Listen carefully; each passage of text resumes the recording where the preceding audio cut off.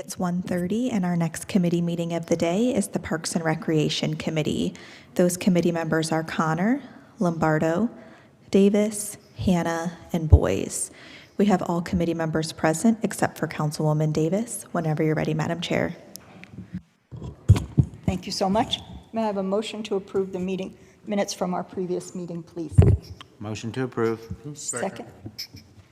All in favor? Aye. Thank you. We have one item coming before us on the new agenda.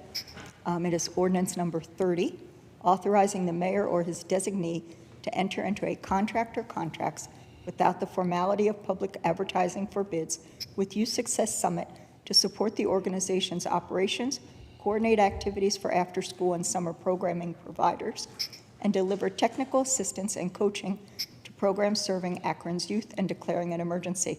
And I'm going to turn it over to Danico Buckley-Knight. Thank you, and good afternoon to council.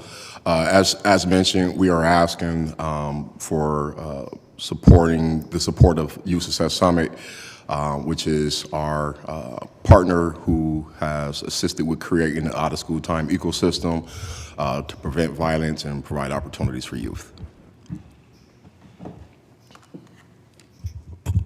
Thank you. Do we have any questions, comments, presentation? Yes. Go right ahead. All right. So again, I appreciate having an opportunity to give you all a quick update related to youth opportunity and the strategies that we're setting for the City of Akron Mayor's Office.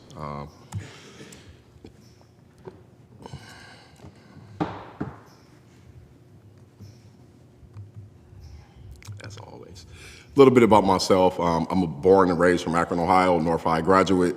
Went to Malone University, did some work with the YMCA for about 15 years. I'm also a qualified mental health specialist, a certified community health worker, who also served as a site manager for Access Point Community Health Center.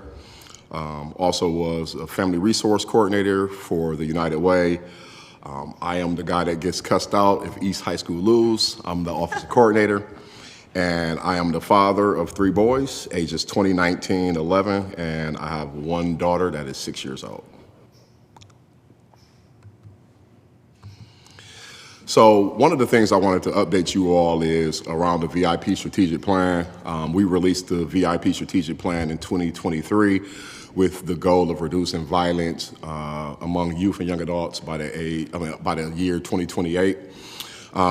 One of the important areas that I wanted to make sure that we accomplish is hearing from the community.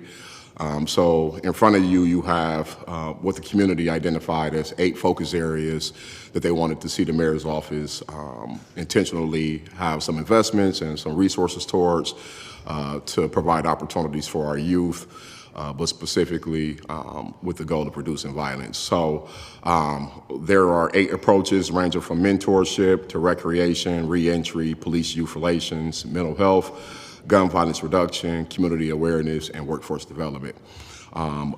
Within the strategic plan, we highlighted in 2023 that we had a pending initiative, and that pending initiative was to develop an out-of-school time ecosystem to provide opportunities for youth with the goal of reducing violence. And prior to that kind of focus, we in our community did not have an organization that focused on the youth serving orgs in the out-of-school time space.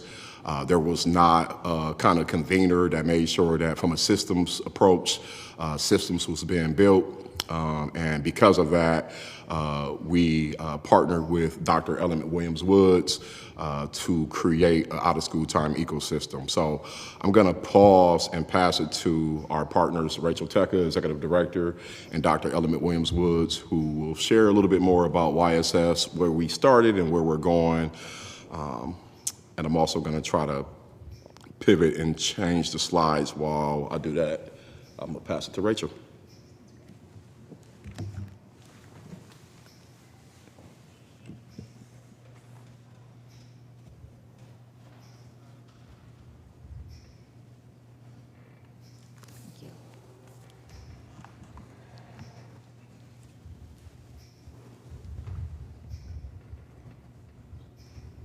Danico, did this come up?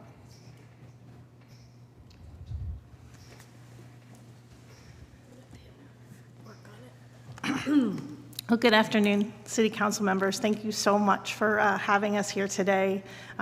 We are really excited to give you some updates on the work happening in our community to support our kids in the out-of-school time space. We've had the opportunity to share a little bit over the last few years of the work that we've been doing. But I think, just wanted to kind of keep us rooted in what the mission of the Youth Success Summit is, which is to expand opportunities for all kids. Oh, there's my slides. Thank you.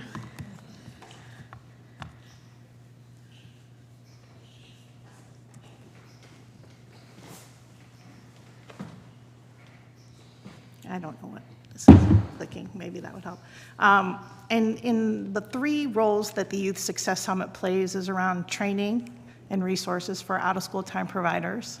It's about connecting our families to where high-quality after-school programs are. And the third piece is around systems building, making sure that we're working with many, many different organizations to solve some of the challenges that youth-serving organizations face every day. We've been at this work for less than 2 years officially. In 2024 was our first kind of official year, kind of being this convener and support for out-of-school time providers.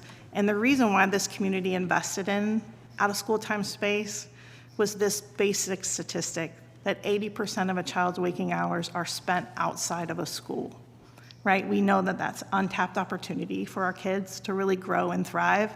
And what Youth Success Summit does is coordinate those services and provide the training and the technical support so those are high-quality experiences for all kids based on the things that they're interested and passionate about. We support organizations, you can keep going, that are in that arts and enrichment space. We support organizations in the sports and wellness space, and we also support organizations in that college and career readiness space. Currently, we have about 130 plus different after-school and summer learning providers that are part of our YSS network, but I really think we're just really starting to scratch the surface. There's a lot of people in this community who care about kids, and as soon as they get connected to us, and we are able to come in and support them in whatever it is that they need to be their best. I spoke to this already, but I really wanted to focus in on the Summer for All initiative around this prevention strategy, knowing that kids spend 80% of their waking hours outside of the school day. Summer is that biggest gap, right? Students are out of school for about 3 months with beautiful sunny weather, hopefully not today, but usually beautiful sunny weather with not a lot of structure and opportunities to do things they love with some support. So we at YSS as a network really started thinking about how do we transform the community into a classroom where learning can happen all summer long. And so we've done that over the last 2 or 3 years. The first year we kept some data, but officially starting in 2024, as you can see on the slide, we're tracking the number of youth who are participating in something positive and structured in the summer hours. And so in 2024, you can see about 6,800 kids participated. Last year, we were up to 8,400, and we highly anticipate 2026 exceeding that as well. We really spend a lot of time making sure there's something for everyone. And for us, a lot of our high school kids, they want work opportunities in the summer, right? Paid work opportunities in the summer. And so over the last 2 summers, you can see we're continuing to increase the number of students who have those paid work experiences during the summer. And I don't know, Danico, this might be a good time to introduce your 2 interns. Yeah, sure. So with me, we have 2 of our summer youth employment interns from our summer program. I have Anthony Felden and I have Gerard Ivory. So I'm going to allow them to quickly introduce themselves and share a little bit about their internship over the last 2 summers with the city of Akron.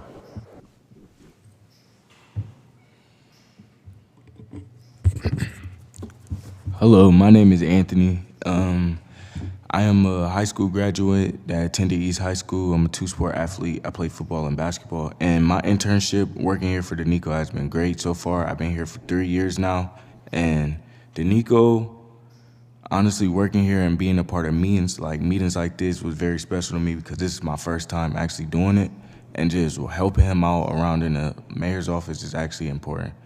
Like, the favorite project that I have so far that I worked on was the Akron City Festival, and working with him, we're talking about what vendors and what people that we should have there, and actually having my voice be able with the youth, that like having a voice around and he actually listening is very important, and I'm like that I'm feel included.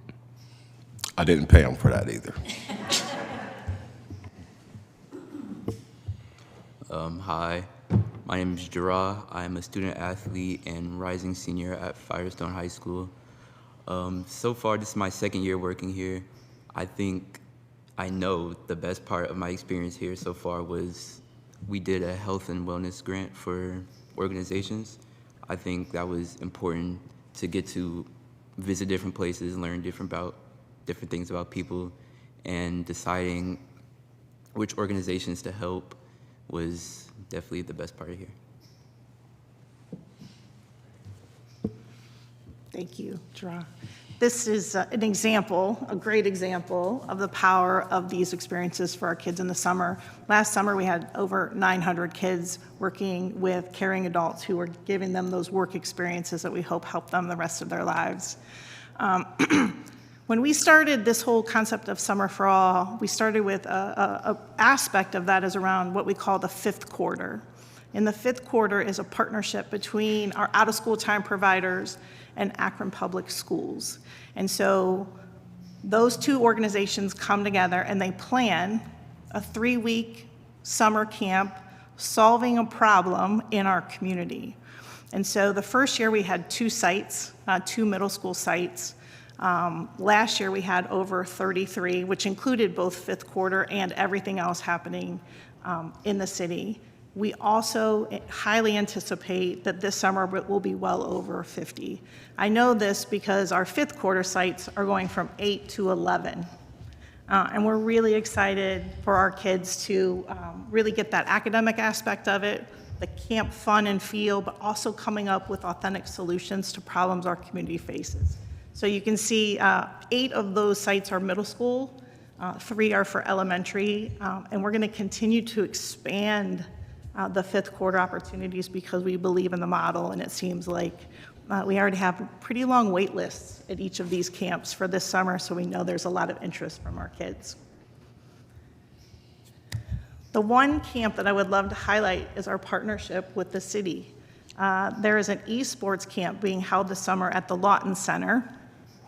We'll have an APS teacher who taught esports at Bookdale, partnering with a Big Brothers and Big Sisters employee, and they are solving this problem that I highlighted for you here.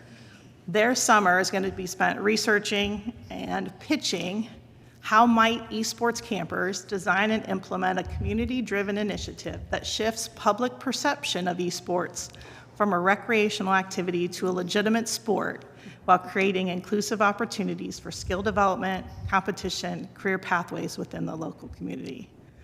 They're pretty passionate about this topic, and so I wouldn't be surprised if they want to come to City Council and pitch their solution to making sure there's more esports programs throughout the entire city. So that's just a little example about what fifth quarter our kids are doing in the community to solve local issues. You know, the list that you see on the screen are all of the many, many different organizations who offer something this summer for our kids. As members of YSS, we then provide stipends to all of those organizations who submit their data so that we can keep tracking our progress, right? But we also stipend them for participating in some of those program quality measures, right? So the one this summer that we're focusing on is Youth Voice, getting feedback from the kids who attend summer experiences, and then using that feedback for them to continue to grow and get better at what they're doing. So next summer, they just take the input from the kids and keep adjusting their practices. It's a huge undertaking to get 50 people through a youth survey this summer, but we are really dedicated with our staff to make sure that that happens and to help our organizations continue to grow and thrive.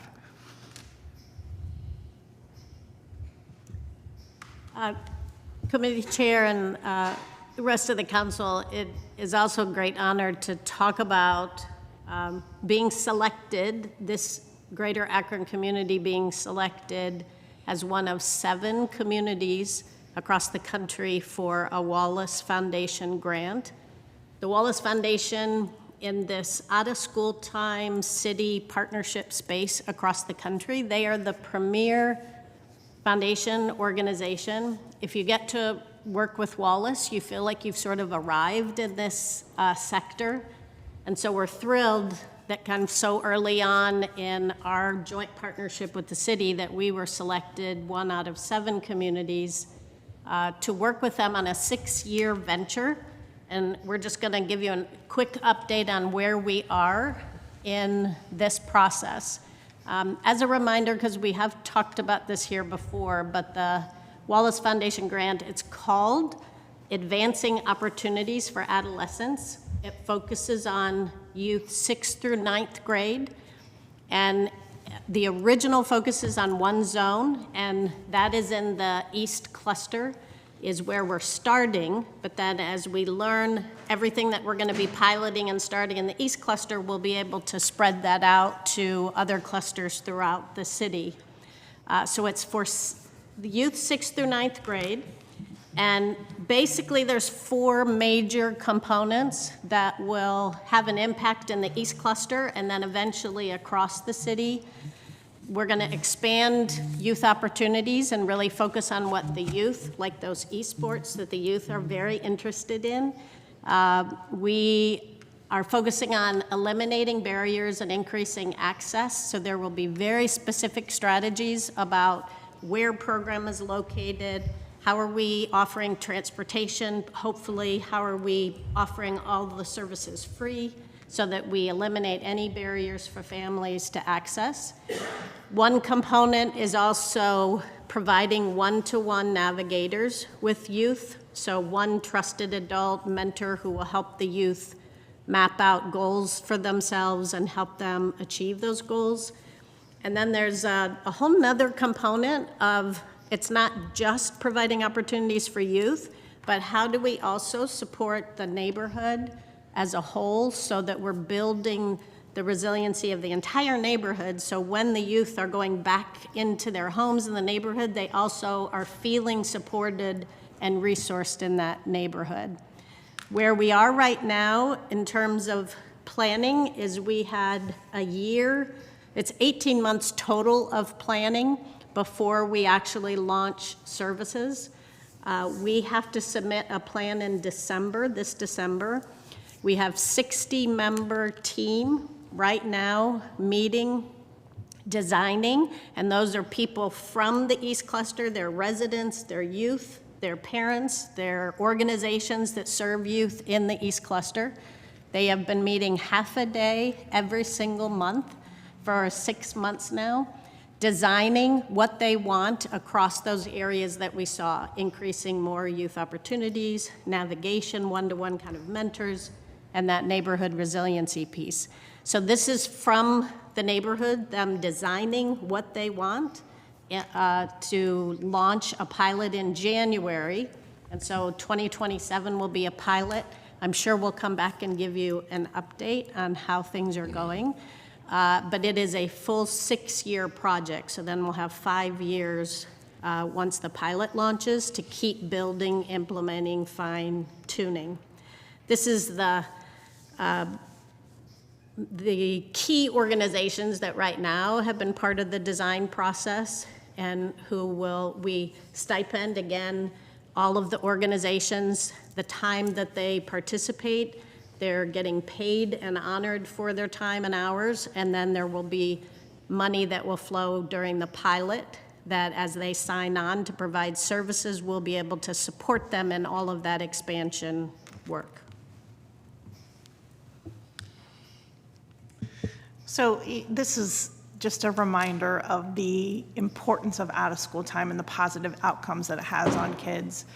We didn't spend a lot of time, but we are really intentionally building those essential skills that kids need for the rest of their lives. We know that it's having a huge impact on reducing youth violence, There's correlation between kids who participate in after-school opportunities and their attendance rates. And we know that ultimately it's making sure kids have experiences that help them be prepared for the rest of their lives. This slide that we shared a couple years ago is that for every dollar invested, 3 to 13 is returned to the community through higher incomes, higher tax payments, and lower crime rates. That's a national statistic from the National League of Cities. And we just wanted to say thank you so much for your continued support of the Youth Success Summit, and we hope we are making you proud.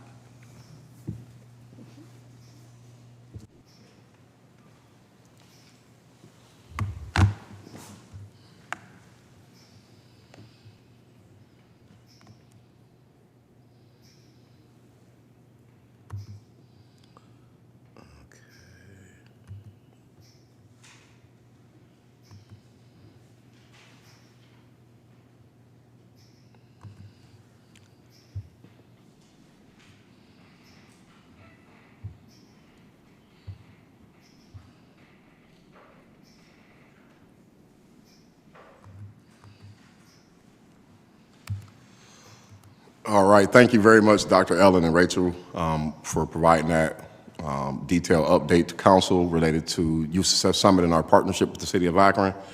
Also wanted to highlight a couple of other things related to the work around youth opportunity strategies. So I wanted to give you guys a quick snapshot of our esports lab. We are going to be sending out a notification. We want to do a ribbon cutting next week on July the 1st. But this is the esports lab that we've been working on in the space of recreation. And I also wanted to, if possible, highlight a quick video related to police youth relations.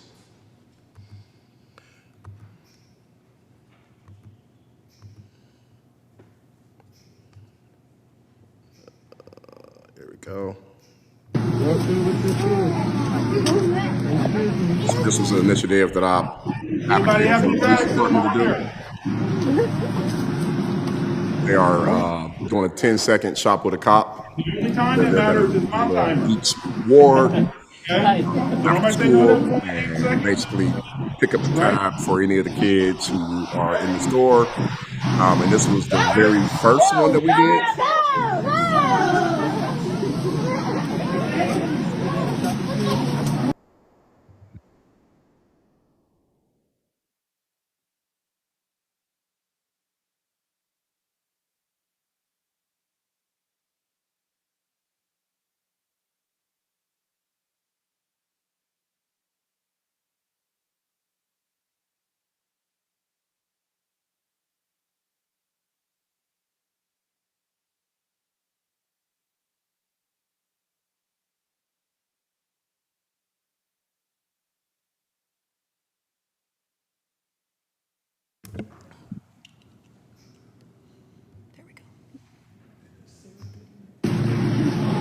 Anybody have any bags? Send them over here. Go ahead, baby. Get off on. Go ahead. And the only time that matters is my timer. Okay? So nobody say, no, that was only 8 seconds. Right? Ready? Go! Go, Real, go! Go!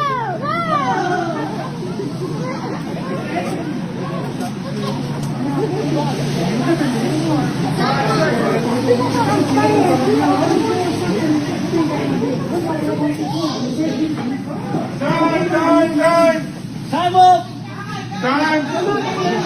Go to counter, go to counter. Bring it up to the counter. That's fine, go to counter. Go up to the counter. Now go up to the counter. Come on. Come on. So that was just one of the examples of, having an intentional focus around police youth relations, been able to create initiatives like 10-second shop with a cop. And a funny story is we did that, that was their first one.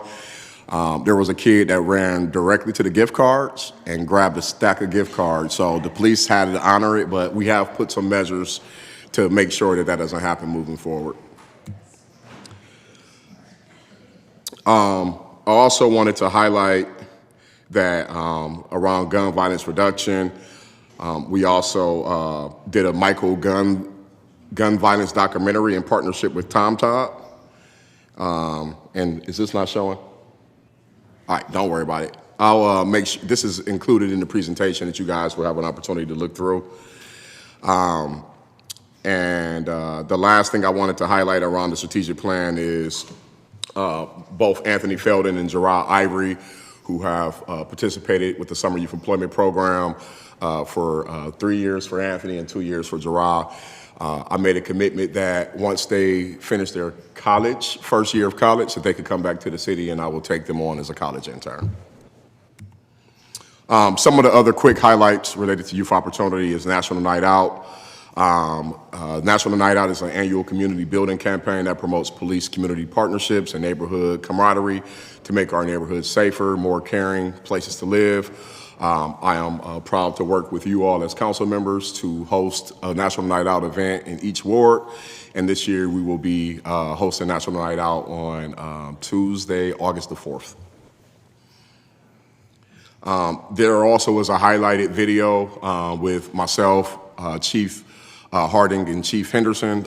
We were able to highlight what we do in Akron for National Night Out with News Channel 5, so that is the link to to this presentation.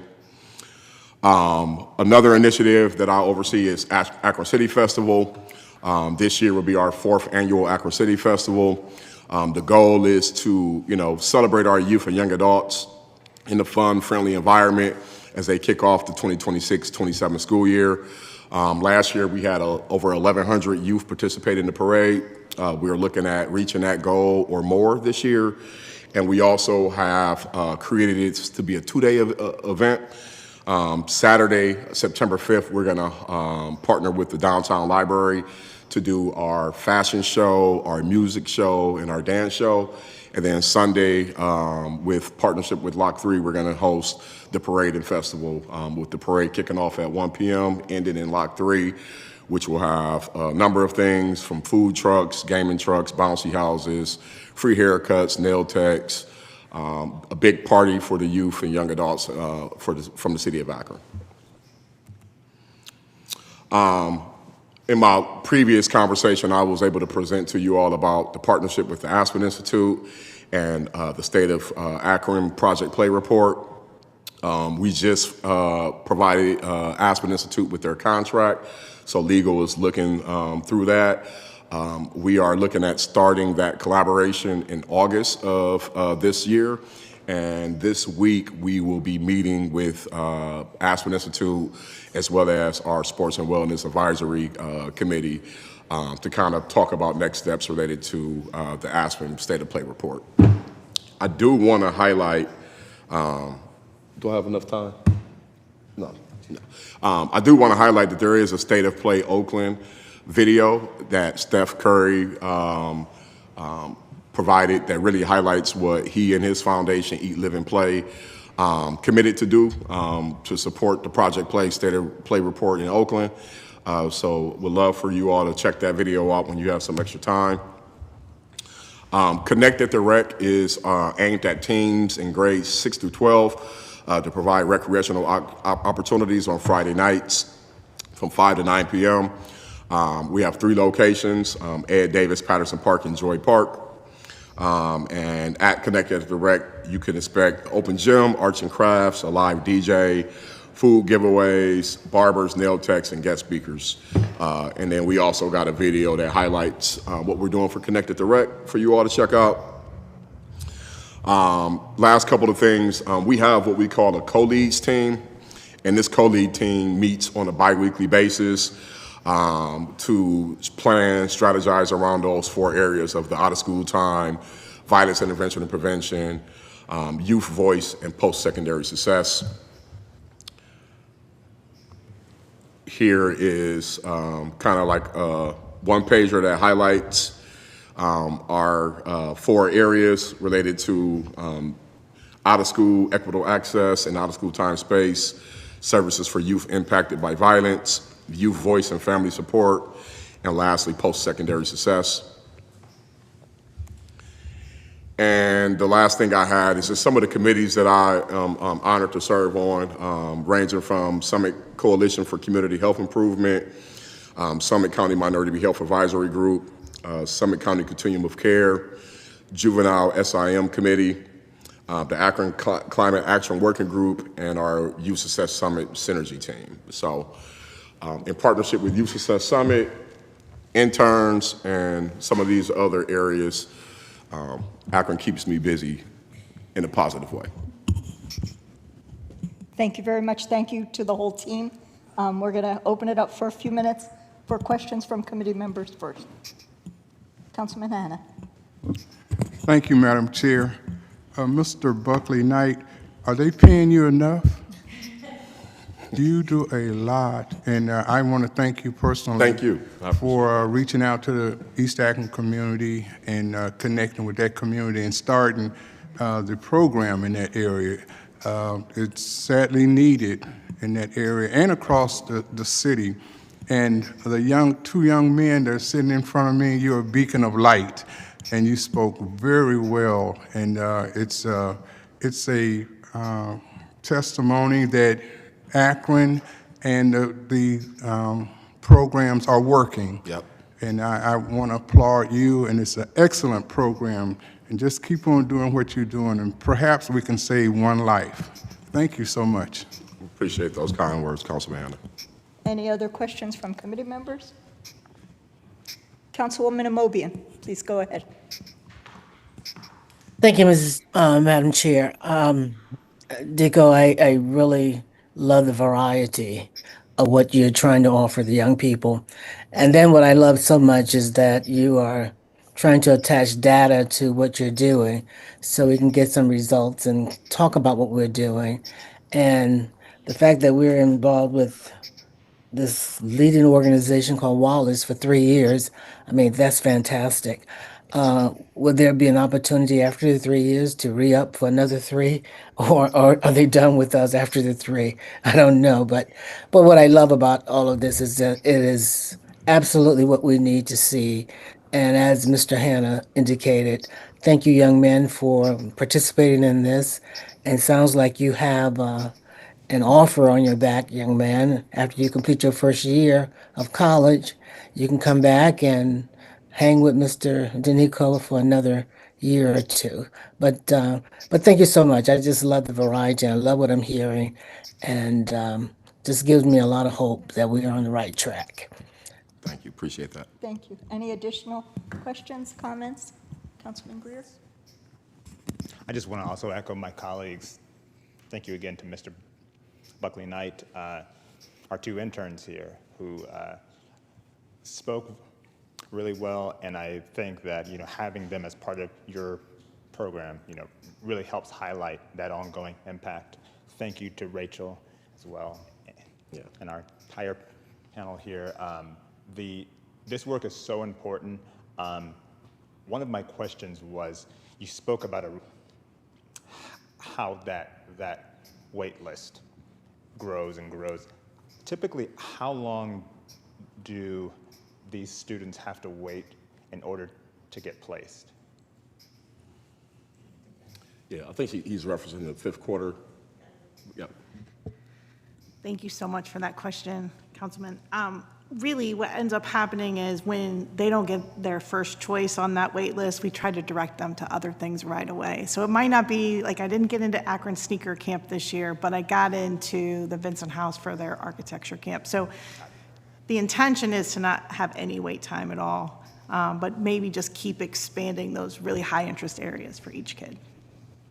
Thank you. Again, I just want to say thank you, and your willingness to connect with other organizations. I know we've talked recently, and so thank you. Thank you. Appreciate you all. Thank you so much. Councilwoman Boyce.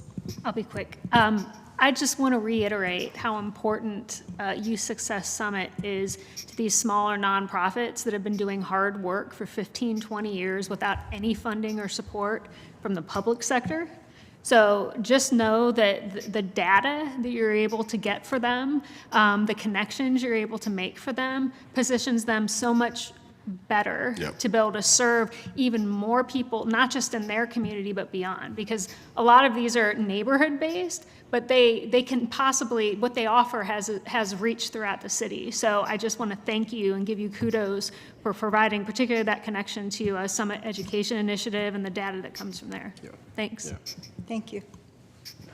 I just want to say on my end, I've had the pleasure of working for Danico for a number of years with Night Out and various neighborhood initiatives, obviously with Rachel and Ellen. Thank you to the interns. You'll be in these seats one day, don't worry. It will be Sooner great than fun. later. The work being done in the East Cluster, the partners at the table, the input from not only our youth, our families, our nonprofits, and the ability for them to all work together is truly going to change lives. Yeah. And I am grateful.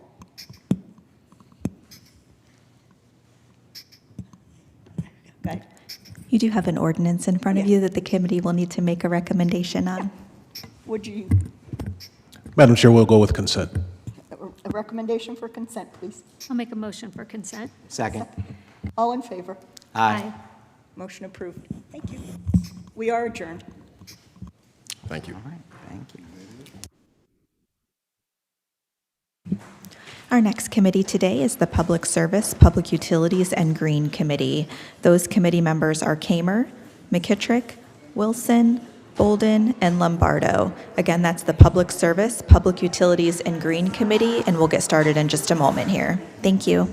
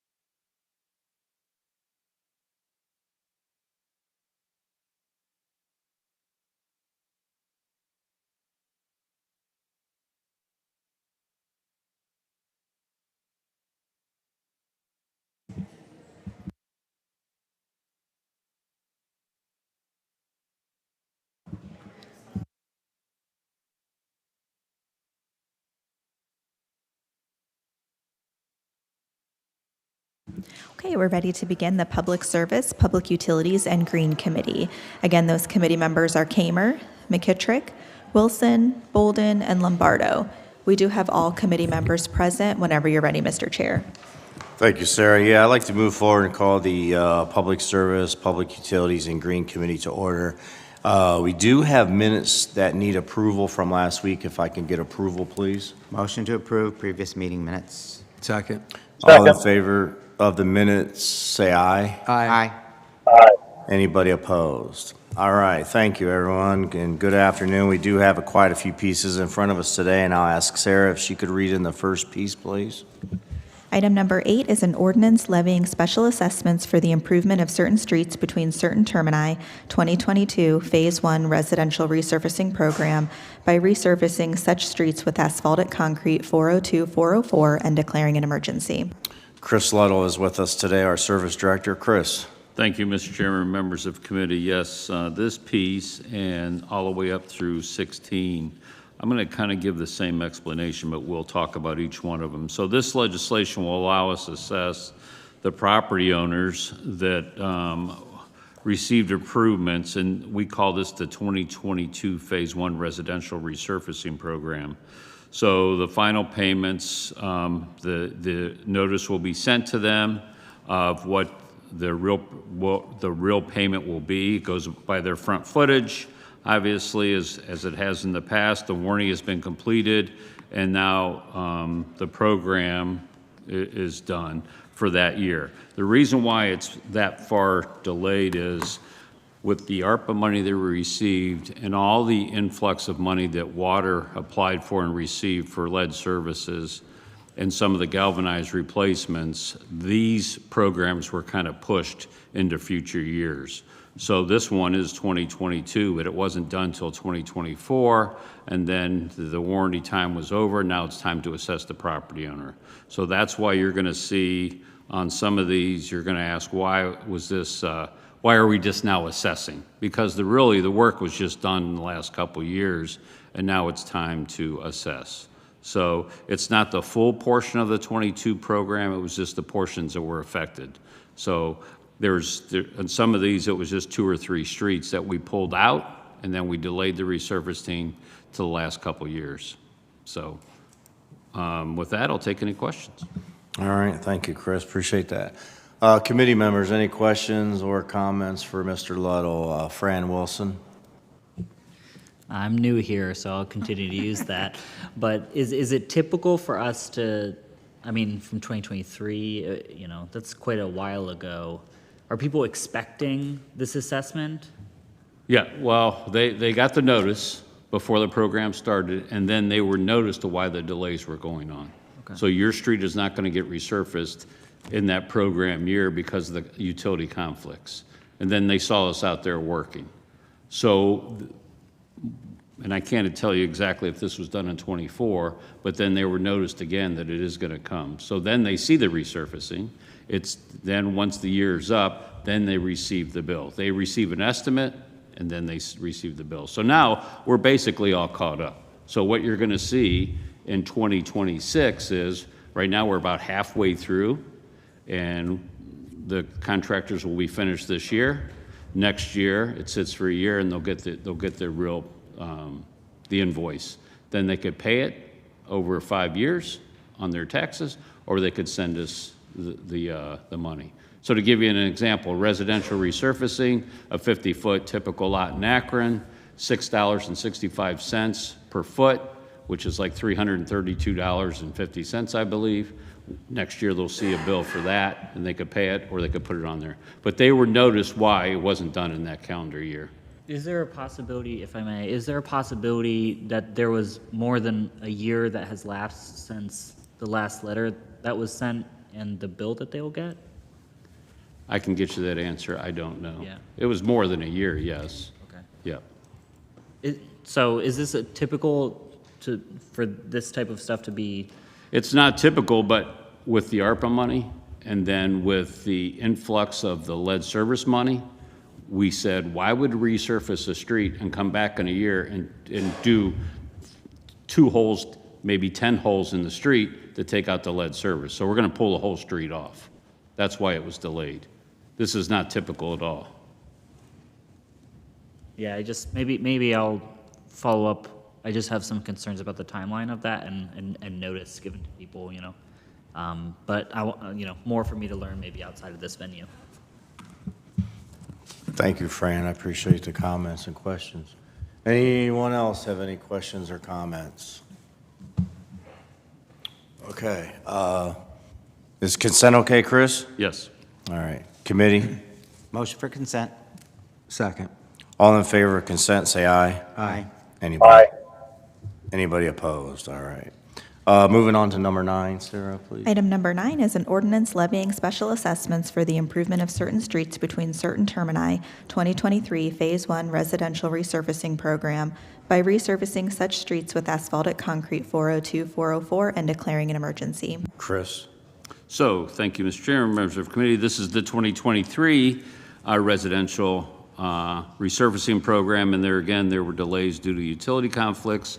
Now that all the work is done and the warranty's over, it's time to send the assessments to the affected property owners.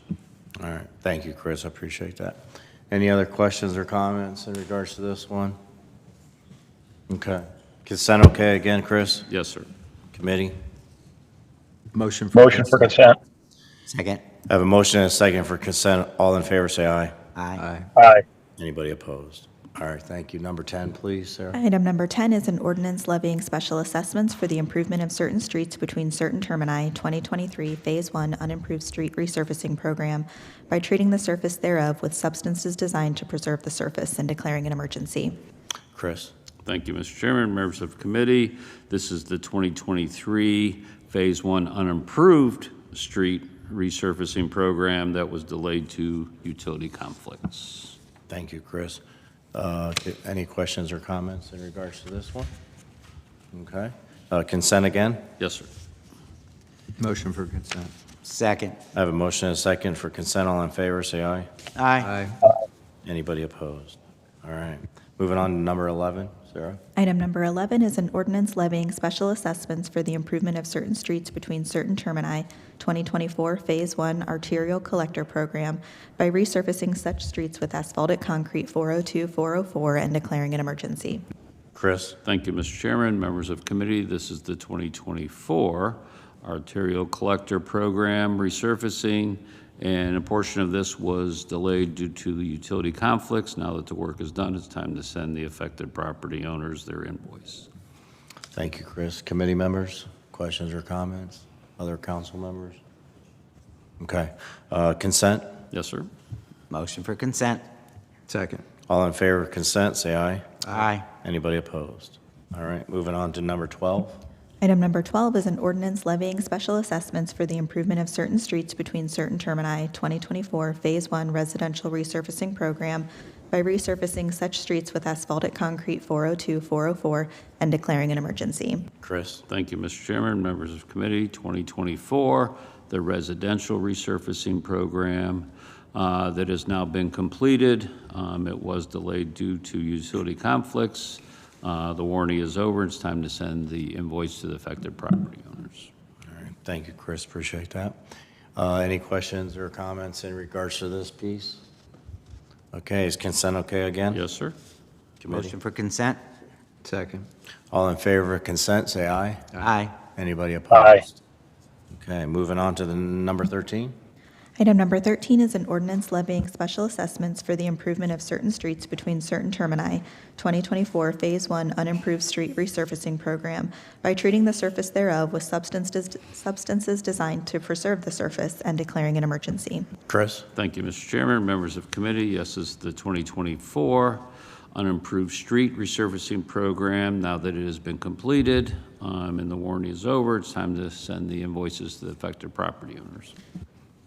Thank you, Chris. Appreciate that. Committee members, once again, any questions or comments? Okay, seeing none. Consent okay? Yes, sir. Committee? Motion for consent. Second.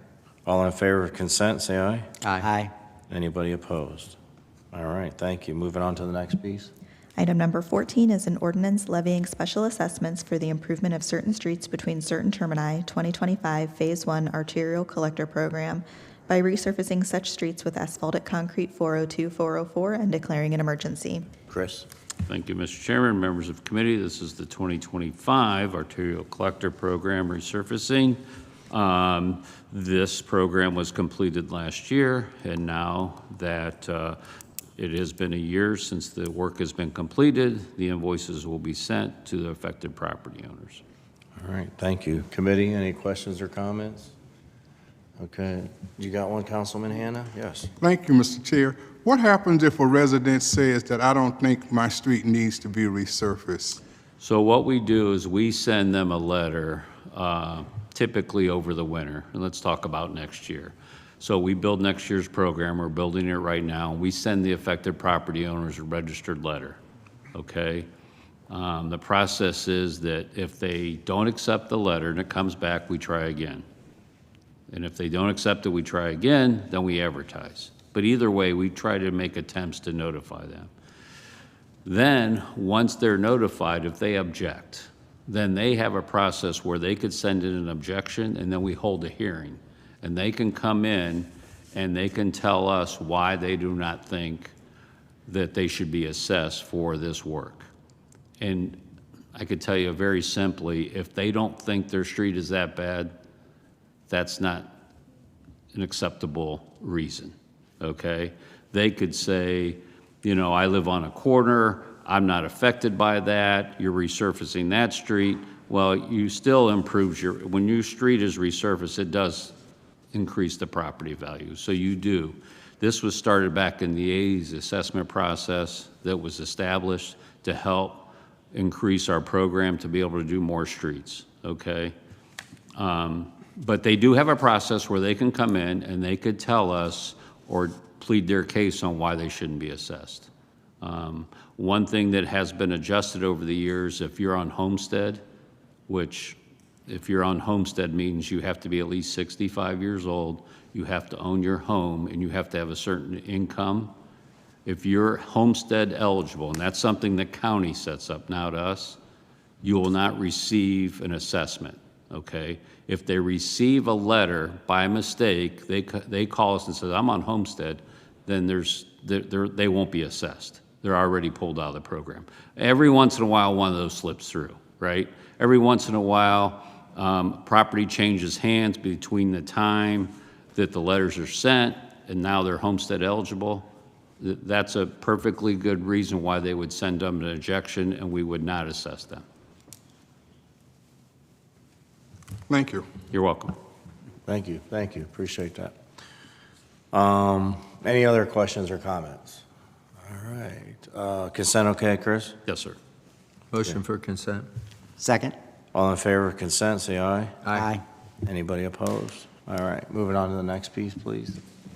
Item number 15 is an ordinance levying special assessments for the improvement of certain streets between certain termini, 2025 Phase 1 residential resurfacing program by resurfacing such streets with asphaltic concrete 402, 404, and declaring an emergency. Chris? Thank you, Mr. Chairman, members of committee. This is the 2025 residential portion of the resurfacing program. The work was done last year.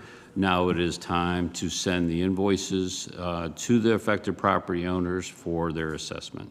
All right, thank you. Any questions or comments in regards to this one? Okay. Seeing none. Consent again? Yes, sir. Motion for consent. Second. All in favor of consent, say aye. Aye. Anybody opposed? All right. Aye. Moving on to the next piece, Sarah. Item number 16 is an ordinance levying special assessments for the improvement of certain streets between certain termini, 2025 Phase 1 unimproved street resurfacing program by treating the surface thereof with substances designed to preserve the surface and declaring an emergency. Chris. Thank you, Mr. Chairman, members of committee. This is the last piece from last year. This is the unimproved street resurfacing program 2025. Basically, the work was done last year. Now that the 1 year has passed, this allows us to assess the property owners.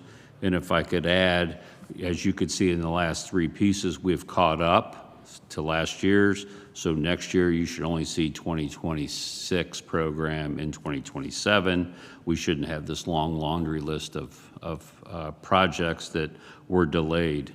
But I could say this also, if we got an influx of federal money to do things, we will take it, and these projects could be delayed. It's not a bad problem to have. So we wouldn't have been able to get all that lead out without the 20-some million or whatever it was that we had that influx of money. So it's kind of a blessing in disguise, sir.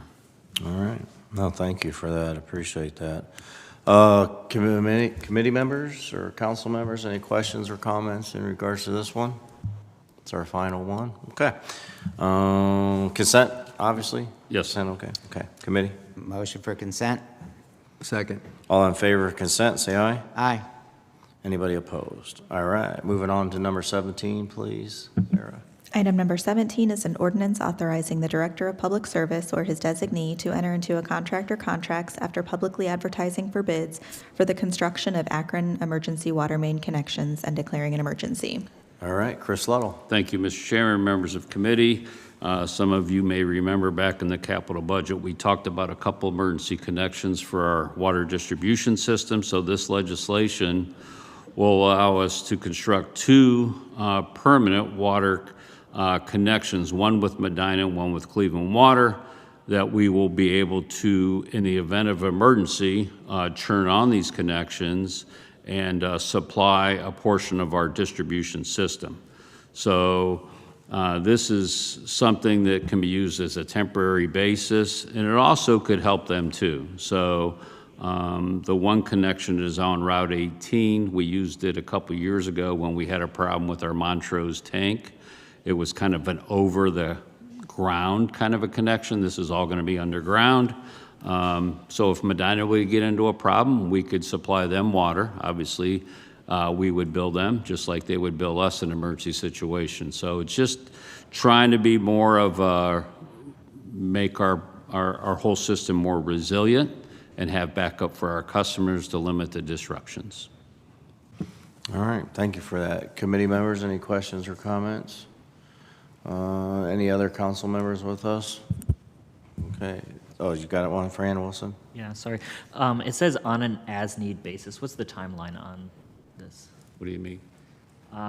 Well, the timeline is we have to construct it, but as needed means, let's say we have a huge water main break in Fairlawn. Well, until we get the water main break, as needed. So we would turn on that connection as needed. Okay, thank you. You're welcome. All right, thank you for that. All right, is consent okay, Chris? Yes, sir. Committee? Motion for consent. Second. I have a motion and a second for consent. All in favor, say aye. Aye. Anybody opposed? All right, thank you. Moving on to number 18. Item number 18 is an ordinance authorizing the Director of Public Service or his designee to enter into a contract or contracts after publicly advertising for bids for the construction of Phase 1 of the raw water intake valve replacement and repair project at the Water Supply Bureau and declaring an emergency. Chris? Thank you, Mr. Chairman, members of committee. Lake Rockwell is our 2 billion gallon reservoir that feeds our water plant. The water coming into the plant or through the sediment basins, it's all gravity. It's not pumped. We have two mains. One's a 48-inch and the other one is a 60-inch water main that comes basically under the dam and into the plant. Both valves, in the attempt to service them recently, are stuck open. So this project will allow us to bid a replacement program to replace both of those valves. So we'll get down there, we'll replace the one, and then we'll get that one isolated, and then we could shut the other one and replace it. So this project here is just our raw water intake valves, and it's just more about being resilient and being more proactive than reactive to some of these failures. All right, thank you. Committee members, any questions or comments in regards to this one? Or any other council members with us today? Okay, is consent okay for this one? Yes, sir. Excuse me, Mr. Chair. Councilwoman Amobian has her hands raised. Sure, Councilwoman. Thank you, Mr. Chair. I couldn't get the device fast enough. Is this unusual, Chris, for the valves to malfunction like this? No, I mean, they're just, the age of these valves have got to be 1980s. I mean, they're 80 years old. So to get in there and try to exercise these and find that they're, you know, now to the point where we can't open and close them, it's just time to replace them at the age of the valve. Oh, okay. Thank you. Yep. All right, thank you, Councilwoman. All right, Chris is okay with consent, committee? If I can get a motion for that? Motion for consent. Second. All in favor of consent, say aye. Aye. Anybody opposed? All right, thank you. Moving on to number 19. Item number 19 is an ordinance authorizing the Director of Public Service or his designee to enter into a contract or contracts without the formality of publicly advertising for bids with Akron Energy Systems, LLC, for the purchase and replacement of 2 boilers located in the Administration Building and the Central Locker Room at the Water Reclamation Facility and declaring an emergency. All right, thank you. Chris Luddle. Thank you, Mr. Chairman, members of committee. Yes, AES or Akron Energy Systems I don't know, maybe 4 or 5 years ago, we have entered into agreements with them when they started a building services division, where they go in and they've done assessments on all our equipment, all our buildings, and this is down at WRF for water reclamation. So the legislation says that we're going to enter into contracts without formality of advertising for bids, because we're entering it with Akron Energy System, but we do require them to go out and bid this work. So they went out and advertised and got quotes from companies to replace these hydronic boilers. One is in the administration building, and then the other one is in the central locker room facility. They're both hydronic, they're not steam. So they will manage this project. Both boilers are more than 25 years old. We have tried to nurse them along the last couple years, but by replacing both of these boilers, well, not only they're probably 15 to 18% more efficient than we have, and it is time to upgrade these two boiler facilities. So, I just want to be clear that they did go out and get quotes for these. And they did it with HVAC companies, so. Oh, thank you. I appreciate that. All right, committee members, any questions or comments for Mr. Luddle, Fran Wilson? Do we know the company yet that they'll be working with? I do not know yet, but I can get you that. Thank you. Thank you. All right, anyone else? Okay, this one might be suspension of the rules. Yeah, I mean, the timing of this, they're both now functioning, and, I don't want to talk about winter in June, but we know it's coming, so the lead time on these boilers could be critical. So if we could pass this tonight, and then we can get these ordered. Okay. Committee? Yep, motion to suspend the rules with a favorable report. Second. I have a motion and a second for suspension of rules with a favorable report. All in favor, say aye. Aye. Anybody opposed? I'm abstaining. And we have one abstention. You have that, Sarah? Thank you. All right, moving on to number 20. Item number 20 is an ordinance authorizing the Director of Public Service or his designee to enter into a contract or contracts without the formality of publicly advertising for bids with business for the purchase of 8 Watson-Marlowe chemical transfer pumps and 4 roller assemblies and declaring an emergency. Chris Luddle. Thank you, Mr. Chairman, members of committee. These chemical transfer pumps are something we use in the final finished water. These are in the West Chemical Building. Basically, what this legislation will allow us to do is buy 4 pumps with the roller assemblies. This is something, a shelf item, I should say, where we keep these in stock, and as they fail, our own employees provide the labor to replace them. So all this legislation do allow us to purchase and restock the pumps that actually we don't have any spares right now. So this will allow us to buy those pumps. All right. Thank you. Appreciate that. Committee members, any questions or comments for Mr. Luddle or any other council members with us today? I'd like to suspend the rules on this one, if this is okay, Sure. Chris. Committee? Yep, motion to suspend the rules with a favorable report. Second. All in favor of suspension of rules, say aye. Aye. Anybody opposed? All right, thank you. Moving on to 21. Item number 21 is an ordinance authorizing the Director of Public Service or his designee to enter into a contract or contracts without the formality of publicly advertising for bids with the Cron-Liebing Company for the purchase of Gorman-Rupp parts and pumps and declaring an emergency. All right, Chris Luddle. Thank you, Mr. Chairman, members of committee. We use Gorman-Rupp pumps in 32 of our 36 pump stations. These are lift stations, mostly all, I don't think there's any combination, obviously. It's all sanitary, so when you have a street that's below the gravity sewer, it could be 10 houses, it could be 20 houses, but they flow down to a pump station. The pump station takes all that in their wet wells and they pump it back up to a gravity sewer. Crown-Levy is the company that is we can't buy directly from Gorman-Rupp, I should say. They're the rep. So we buy from Crown-Levy. These are for pumps and associated parts. There again, all this labor is performed by our own employees. This is just to restock our inventory of replacement parts and pumps. And by the way, Gorman Rep is made right here in Mansfield, Ohio, still made in the United States. All right, no, thanks. Committee members, any questions or comments for Chris Luddle? Any other council members with us? Okay, is consent okay on this one? Yes, sir. All right. Motion for consent. Second that. All in favor of consent, say aye. Aye. Anybody opposed? All right, well, thank you. Moving on to piece number 22. Item number 22 is an ordinance authorizing the Director of Public Service or his designee to enter into a contract or contracts without the formality of advertising for bids with Keep Akron Beautiful for the provision of litter control and recycling activities in the city of Akron and declaring an emergency. All right, thank you, Sarah. Chris Luddle? Thank you, Mr. Chair, members of committee. I think all of us know Jackie. She's here with me today. In our capital budget, we went over this a little bit of what KEB, and you all know what she does, but I asked her to come today and just kind of give us a brief overview of this year. She started the Recycle Right a couple weeks ago, and I haven't got a tag because I obey the rules.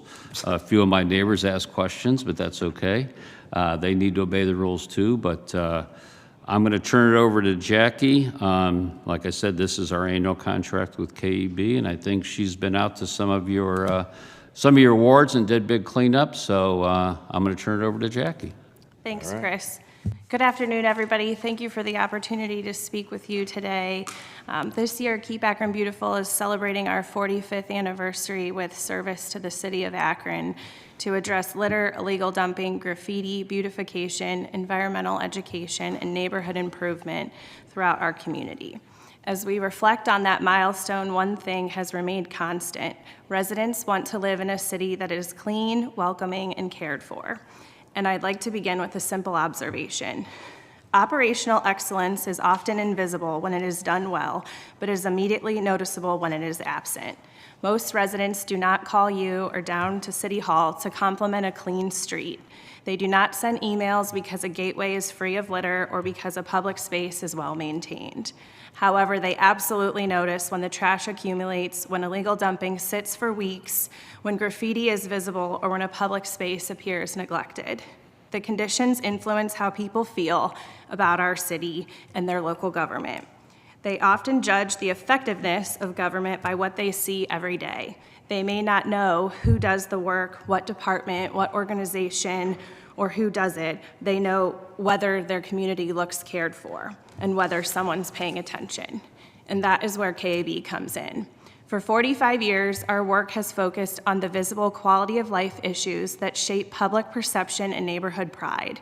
Through our partnership with the city, we provide year-round litter removal, volunteer cleanup coordination that we've done with many of you, graffiti abatement, recycling education through Recycle Right, tree planting, beautification projects, and support for neighborhoods across the city. Since January 1st, our daily litter crews have removed more than 30 tons of litter and debris from Akron streets and public spaces. And during Cleanup Akron Month this April and stretching into May, more than 840 volunteers removed 23 additional tons of litter and debris and 146 tires from neighborhoods throughout the city. The efforts improve appearance, but they also support economic development, environmental health, public safety, and community pride. For every person who enters Akron, they form an impression before they attend a meeting, visit a business, or speak with a resident based on what they see through the windshield of their car or the streets that they're walking. Clean streets, maintained public spaces, and attractive neighborhoods communicate that Akron is a city that cares about itself and that cares about its residents. And one of the greatest strengths of our partnership with the city is that their funding allows us to leverage additional resources from grants, sponsorships, donations, volunteers, and community partners. Together, that helps us to extend the impact of the city's investment far beyond what public funding could accomplish alone. As we celebrate 45 years, we are proud of what has been accomplished through this partnership, and more importantly, we remain committed to the work ahead and to assuring that future generations inherit Akron that is cleaner, greener, and more beautiful than the one we know today. At the core, our mission is simple: to ensure that Akron's neighborhoods, corridors, parks, and public spaces reflect the pride that residents have in their city. We're grateful for your partnership and for Council's continued support of this work over the past 45 years, and a special thank you to those Council members who have partnered with us this year. Thanks for the opportunity to share our story, and I'm happy to answer any questions that you might have. All right, thank you, Jackie, appreciate that. Chris and Jackie, this is our annual contract with Keep Akron Beautiful. Yes, it was in the operating budget. Without me looking into my device, what's the price tag for this year? 465. So it was 425, the same as last year, and then the 40,000 was to manage the recycle right, for Jackie to hire a lot of college interns to go out, and we help too, but a lot of her staff, and she hires seasonal staff for the time to go out and do the audits every morning. So they're out there at 5 a.m., 5:30 a.m. Between 5 and 9. Yeah. And they work up till 9 a.m. No, I appreciate that. Yep. All right, any other council members on the committee have any questions or comments? Councilman Lombardo? Yes, thank you. Thank you, Jackie, for what you do. Just wanted to know, I know you mentioned Keep Akron Beautiful is 45 years old? Okay. And in your role, however long that's been, do you, in your opinion, are you seeing any progress with the city of Akron as far as litter? I don't know, I don't expect you to rattle off some stats, but like, you know, are we getting better? Not just because, you know, people should be more mindful of it. Well, that's true, but are we getting better? Is the city getting better? Yeah, so as a nation, Keep America Beautiful just launched their 2026 litter study, and it shows that litter is down across the country. I can share that with you. Litter is down in certain neighborhoods across the city, and as we focus on the ward cleanups like we've done in partnership with you, we can tell over the trajectory, if we keep coming back year after year, it gets better and better. Just like the cleanup we hosted in Ward 2 this year, there was definitely less trash to pick up in some of the spaces that had been traditionally dumped in. So we notice over time that when an area is clean or cleaned up, it stays cleaner. I mean, not to say there's not lots of work to still be done. I mean, I could rattle off many areas where our crew is at just today alone, but I do think it is getting better. Okay. Thank you. And we will be doing our annual Community Appearance Index survey, and we'll share those results with you. But we do an annual survey of the city with litter where we drive the entire city. So the route has stayed consistent since 45 years ago, and we check residential areas and areas with schools and areas with businesses in each of your wards, and then we compile that information, rate the litter scale of 1 to 4, and then come up with a number for every ward and also for the city overall. So. Okay, good. Thank you. Thank you, Councilman. Councilman Hanna? Thank you, Mr. Chair. I think I've asked this question 2 times now since I've been on council. It's why you always pick the same wards each year, such as Ward 2, to, start the cleanup. I mean, it's okay, but why don't you pick Ward 5 sometimes? And because we need it just as Ward 2 needs that cleanup. Also, where do the residents get those recycle bins from? Because I don't see any in Ward 5. I'll take the last question. The recycle bins come from us. They're city provided. So if they need a recycle bin at their residence, just call 311 and we'll get one out there. Okay. Yeah, We supply those. they're not mine, they're the city's. But for your first question, we reach out to all of council every year asking if anybody would like a cleanup, if you would like one for next year dedicated for your ward. We've worked with many of you in the room. We're happy to partner with you during April or May or in the fall. We're doing a cleanup with Councilwoman Davis in the fall, and we can add another one to the schedule. That's no problem, but we need council buy-in, like your buy-in, to help us get your residents out to help with the cleanup. We do cleanups all across the city every single day. We're in every ward based on complaints that come in or areas where we go, but to do like a Saturday 3-hour cleanup where we invite people out, we do all the work. You kind of just show up and help us and thank people for being there and all of that, but we're happy to do it with whoever would like to. We've chosen Ward 2 over and over again because Councilman Lombardo has asked us for help, but we can provide that to you too. I think I asked 2 years in a row if you would connect with Ward 5. And the first year I was on council, I asked you. And then the second year I asked you, well, why don't you start in Ward 5 and connect with me in Ward 5 like you do in Ward 2? And so I have not gotten an answer that I think that I am satisfied with, because I feel that you only go to certain wards. You know, I asked, and I spearheaded the cleanup in Ward 5 on the corner of South Street and Brown, South and Grant, my first year. But the only help that I got, and I didn't know what to do, was from you telling us to put the bags on the street, and then they would come back later on that Saturday and pick them up. But I don't think I've got enough help from We're happy to help you. I'll reach out to you later today and we can set something up. We can do something this fall. That's absolutely no problem. But we do provide trash bags, recycle bags, gloves, litter grabbers to anybody who wants to do a cleanup anytime, where we're a little more hands-off. We're a tiny staff, so we only do a couple every spring and a couple every fall that are larger, heavier lifts, but we're happy to do one in Ward 5. Okay, thank you so much. Thank you. Back to Councilman Lombardo, then I'll go to some other council members and non-council members on the committee. Yeah, I was just going to make a suggestion. I'm not in the business, I don't drive the trucks to pick up recycle, but the next time that we order recycle carts or whatever, couldn't they be a different color, or shouldn't they be? I just feel bad really for the drivers. I think that dark green and that dark blue look the same at 5 in the morning. But, you know, I don't know, maybe it could be a bright yellow. Just a suggestion. Sure. Look into it. I don't know if that is better. I know they're smaller, that they are a size smaller than the regular trash carts, but, you know, okay, thank you. Look into it. Thank you, Councilman. So I'm going to go to Councilman Bolden, then I'll go to Councilwoman Amobian, then I have a few others in chambers.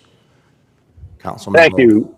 Thank you, Chair. Thank you, Jackie, for all you do. I know I brought you to my ward meetings to talk about cleanups, usually one of my early ward meetings in the springtime, to build that excitement in the neighborhoods. And then I also put it in my ward newsletter.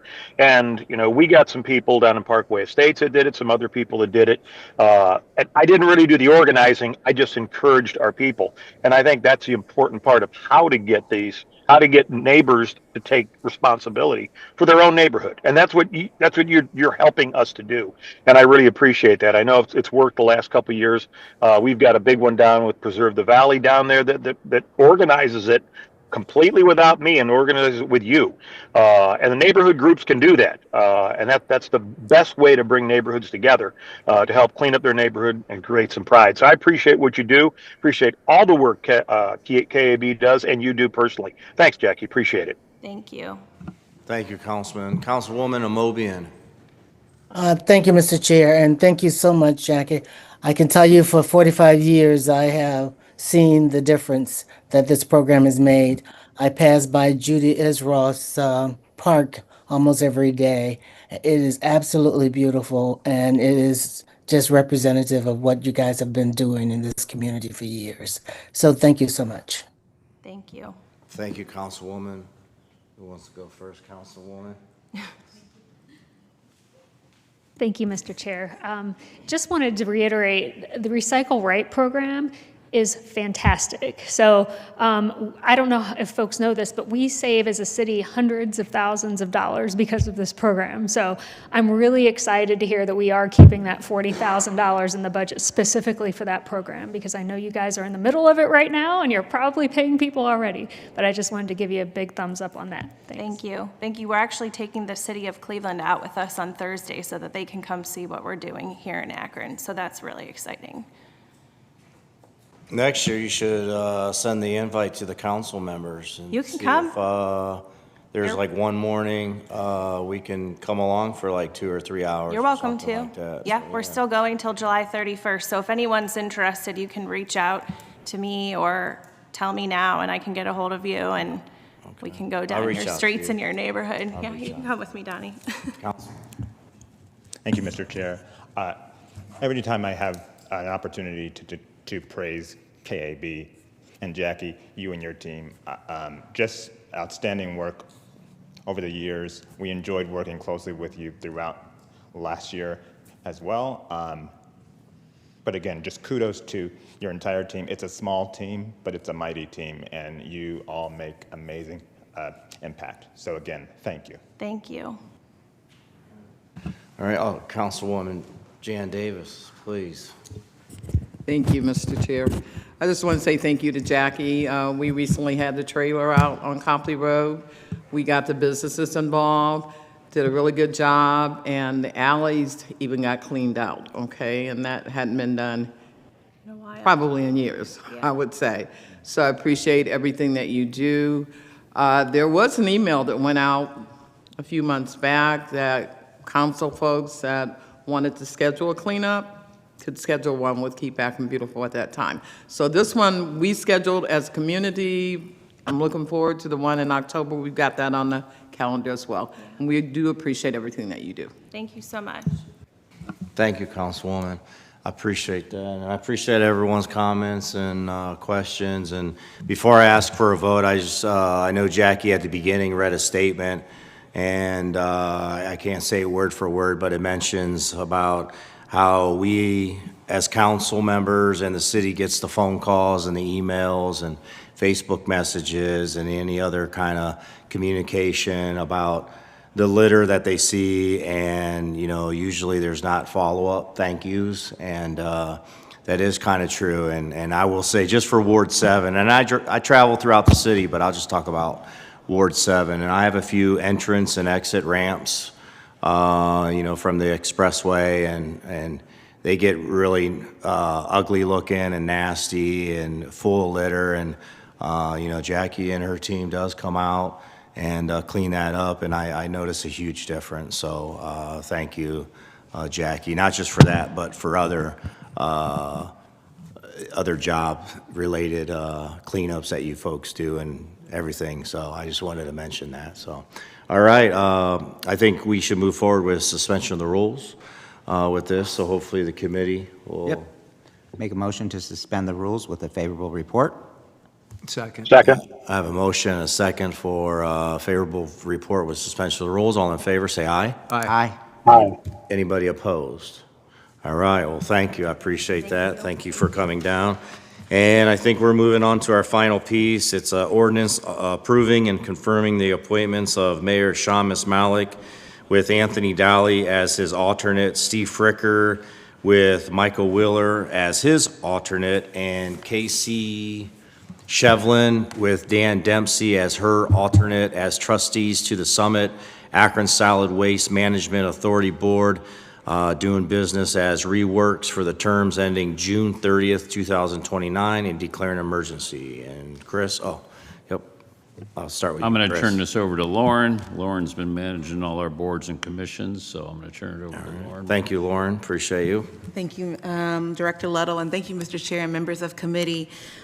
We are preparing an ordinance for reappointments of the 3 trustees and their 3 alternates for this board. Just as a reminder, this board provides solutions and leadership to empower our communities to provide environmentally sound, cost-effective recycling and waste management strategies strategies all over Akron. We are just trying to also eliminate the need for annual legislation. So the bylaws have changed with this board, and terms are now going to last 3 years. Well, no, thank you. I appreciate that. Committee members, any questions or comments, or any other council members with us today? Lauren and Chris, is consent okay? Consent is fine. Okay. Motion for consent. Second. Motion and a second for consent. All in favor, say aye. Aye. Aye. Anybody opposed? All right, well, thank you, everyone. That was a marathon meeting. And with that, we are adjourned.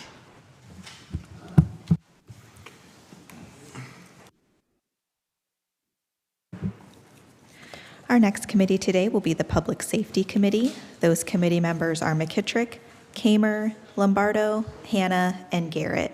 We'll get started in just a moment here. Thank you.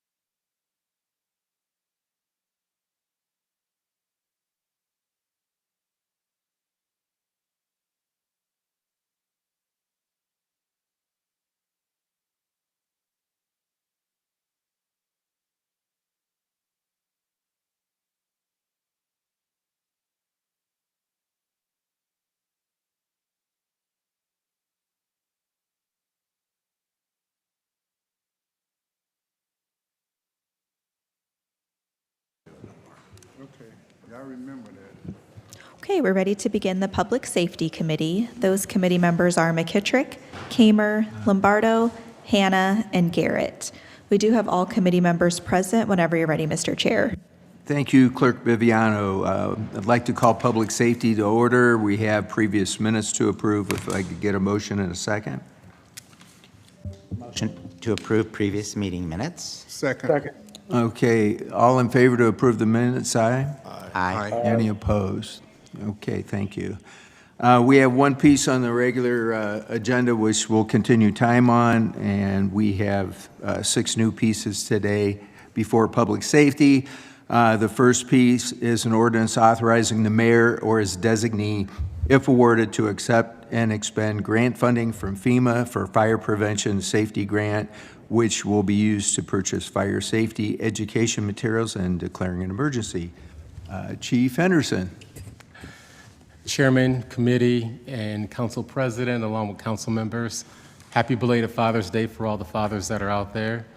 I have Chief Reedy with me today as well, so he's going to go with the fire prevention component of it.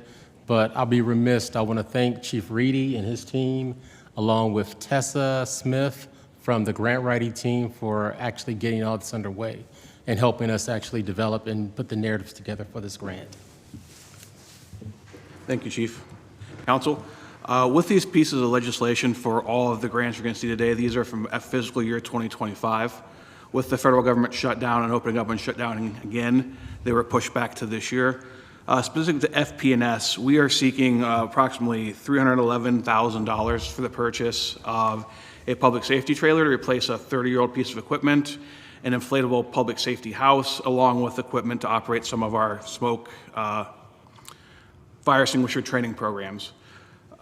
Annually, these report to different APS schools, daycare, summer camps, touch base at community events, give citizens and children a chance to go through them and learn fire safety. This grant is very competitive. Last year, we had a meeting with FEMA, sat down with them. They ranked us as an A- on our application. They rounded the funding at A+.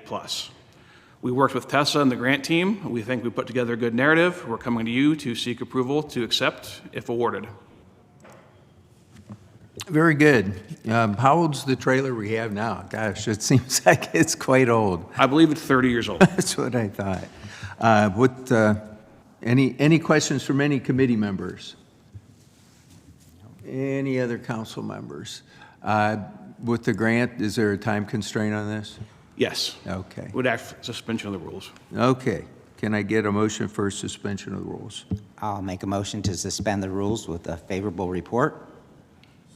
We have a motion and a second to suspend the rules. All in favor, aye? Aye. Any opposed? Okay, thanks very much. Thank you.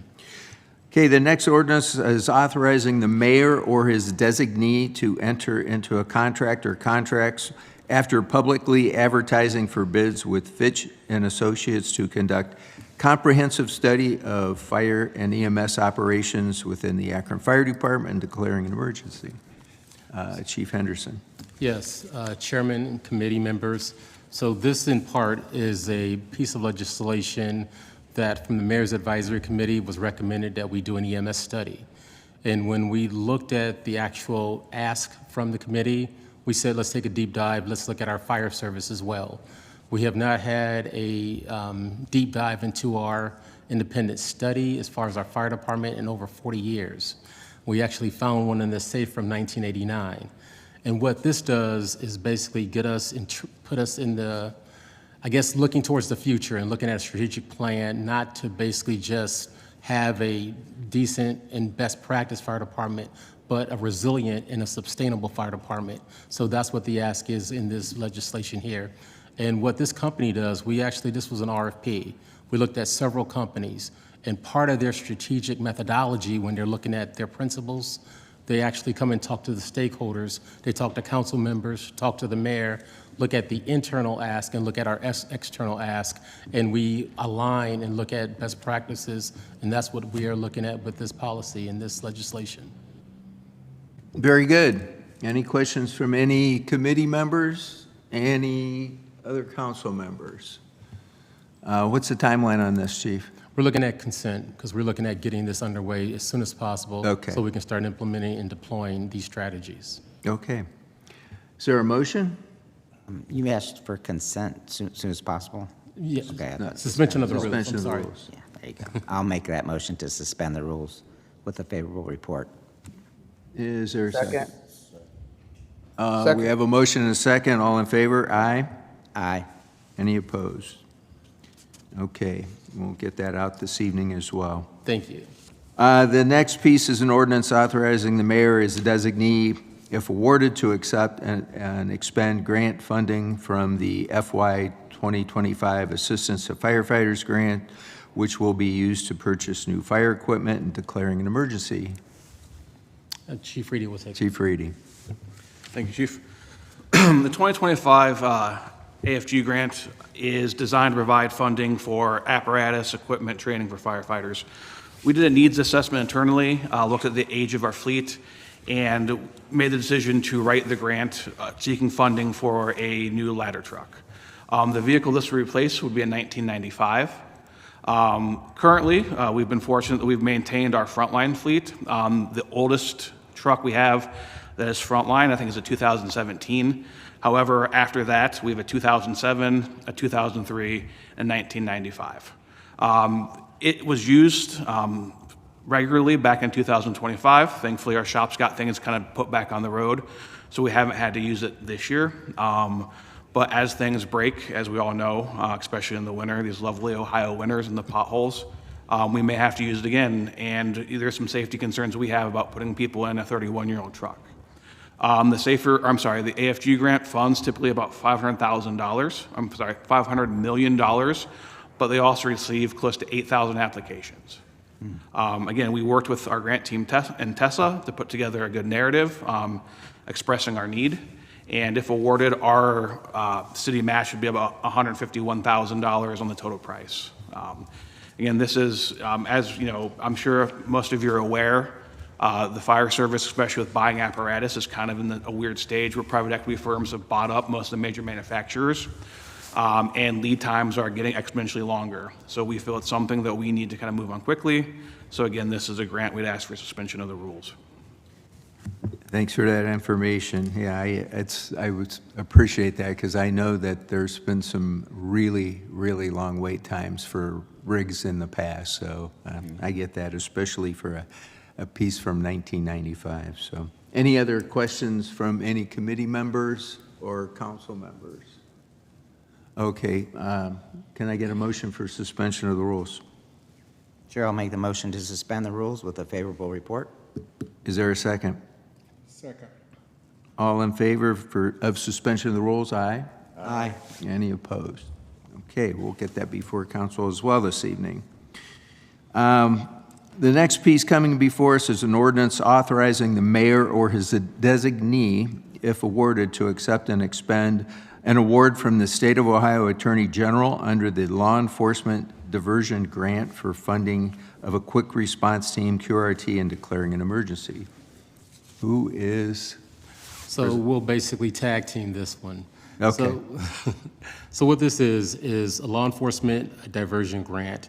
We wanted to fund our quick response team. So we wanted to put it under the umbrella of our REACH team, which is our community paramedicine.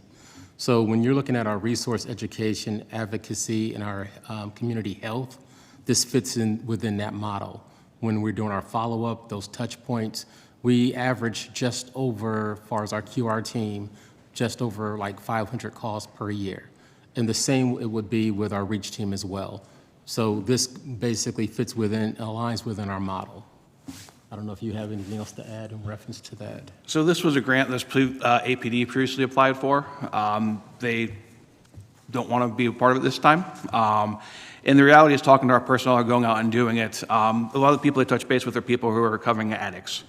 They see a police officer in uniform and they automatically think they're in trouble. They don't answer the door. It's also been kind of dependent on staffing of how often we could go out. This would be staffed with a paramedic and someone from the county mental health team. And they have went out on their own a couple times and had better luck with just the two of them without the component of the police officer. The goal behind this whole thing is to have these people who are having these crises and drug addiction issues and stepping in and hopefully preventing them in the future. So the cost for this is about $50,000. It covers the cost of our employee, the county employee, administrative costs, some equipment, and then just some uniforms to differentiate them from a normal response. Very good. Any questions from any committee members or any other council members? Not seeing any. What's the time constraints on this? We'd ask for suspension of the rules. Okay. Motion to suspend the rules with a favorable report. Second.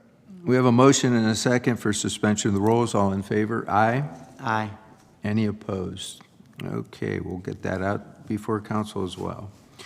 Next to come before us is an ordinance authorizing the mayor or his designee to enter into a contract or contracts after publicly advertising for bids with the Cleveland Clinic Foundation to provide comprehensive health and wellness screenings for Akron Fire Department employees and declaring an emergency. Chief Thank you, Henderson. Chair, and thank you, committee. We'll both tag team this as well. Chief Reedy, if you can start. Sure. This was a contraction negotiated item. It went out to bid. We received 5 bids. UH was a competitive bid. We also received bids from companies that would come in and do mobile exams. UH came in $5 cheaper than Cleveland Clinic. However, the big component on our part was we did not want to handle scheduling. The goal is to see 1/2 of our employees every year for a total of 4 years. The screening consists of a general wellness screening, vision, hearing, and then they do cardiac stress tests, cancer prevention screenings, sleep apnea, and some other kind of tests that are kind of specific to the fire service. A lot of the recent research has shown that firefighters are at a 200% increase of certain types of cancers. We've had a handful of retirees who have passed away. Previously, through grant funding and other sources, we've had similar exams come in. They found some fairly significant issues with employees and saved us tens or hundreds of thousands of dollars. This is just taking that and putting it under our umbrella. All the information stays private to the employee. The city will get an aggregate report of the health condition at the end of it. Cleveland Clinic's committed to coming in and giving a presentation to all interested parties. So I'm sure when that time comes, you guys will receive an invite as well. And you know, I can interject. I want to thank council members for voting on the contract and the aspect of this being part of what that contract looks at as far as our overall safety. This was in complete alignment with our local 330, with the mayor's administration, fire administration, with a cohesive team. We were able to come up with this as far as best practices, and we should be proud of ourselves. For the very first time in this city's history, we're putting resources towards the prevention aspect of medicine for our physicals for our firefighters. So I commend all of you. Yeah, this is a long time coming for this. To be proactive, you look so many times in the healthcare field, it's reactive so much, especially with the insurance companies and so on. So especially with the higher incidences with our safety forces here, being proactive will help and really probably save the city money in the long run. So yes, it will. Any questions or comments from any committee members or any other council members? What's the time frame on this? Suspension of the rules, please. Okay. Motion to suspend the rules with a favorable report. Second. We have a motion and a second. All in favor, aye. Aye. Any opposed? I see, I can barely see your hand up there, but I see that Councilman Garrett's hand's up there. Just noticed, sorry, sir. Thank you, Chair. Appreciate the opportunity.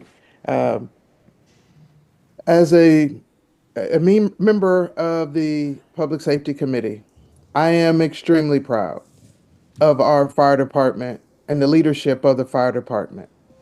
You guys find ways not only to save money, but to make our city better. I really commend you and both you guys sitting at the podiums there on the hard work, whether it's Rouches, whether it's making national news of a plane falling. You guys are always there to answer the call. And a lot of times I know it's a thankless job, but I want you to know, as a member of law enforcement safety forces, that I am so proud of what you guys have done and the work that you continue to do. So kudos to both of you on what you guys are doing. Keep up the good work. Our city is so much better, so much better, so much better because you guys are doing what you do and where you are. Thank you. Thank you, Councilman Garrett. And, you know, like I said, again, I'll be remiss. We have 373 dedicated workers in this city that every day they're looking at the overall public safety of almost 200,000 residents that come through this city. So thank you for that compliment. Thanks, Councilman. Any other comments? We've already voted on this. We'll get that out before council. Thanks again on that one. You, Chair. We have one last piece to come before us. Ordinance authorizing the mayor or his designee, if awarded, to accept and expend the Federal Emergency Management Agency for the 2025 staffing for adequate fire and emergency response, SAFER grant, and declaring an emergency. Yes, Chairman and committee. We're asking within this grant not only to apply for it, but to accept it. And this is for 24 fire paramedics. And what this grant will do, so, you know, people that have been here for a while, we've been offered and granted the SAFER grant years ago where there was pretty much, the money was free, where the city did not have to do a match. This is a different program right now, still the SAFER program. We weren't awarded last time we basically submitted for it. This year, for this application, there is, you know, a match. That match comes to approximately $4.2 million. What we're asking from the government is $5.3 million for these 24 personnel over the 3 years. So that will take our overall workforce, if we're awarded this grant, will take our overall workforce to approximately 404 personnel. Thank you, Chief. So I know that recently we had some issues with these types of grants. Has it been structured differently now? Have they structured it? So yes, it is structured different now. So what the difference is in the past is the first year we're awarded the grant is 25% match that the city has to pay back.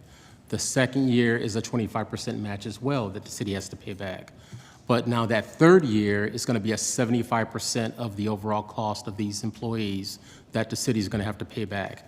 And then we have to maintain that staffing for 1 year after it.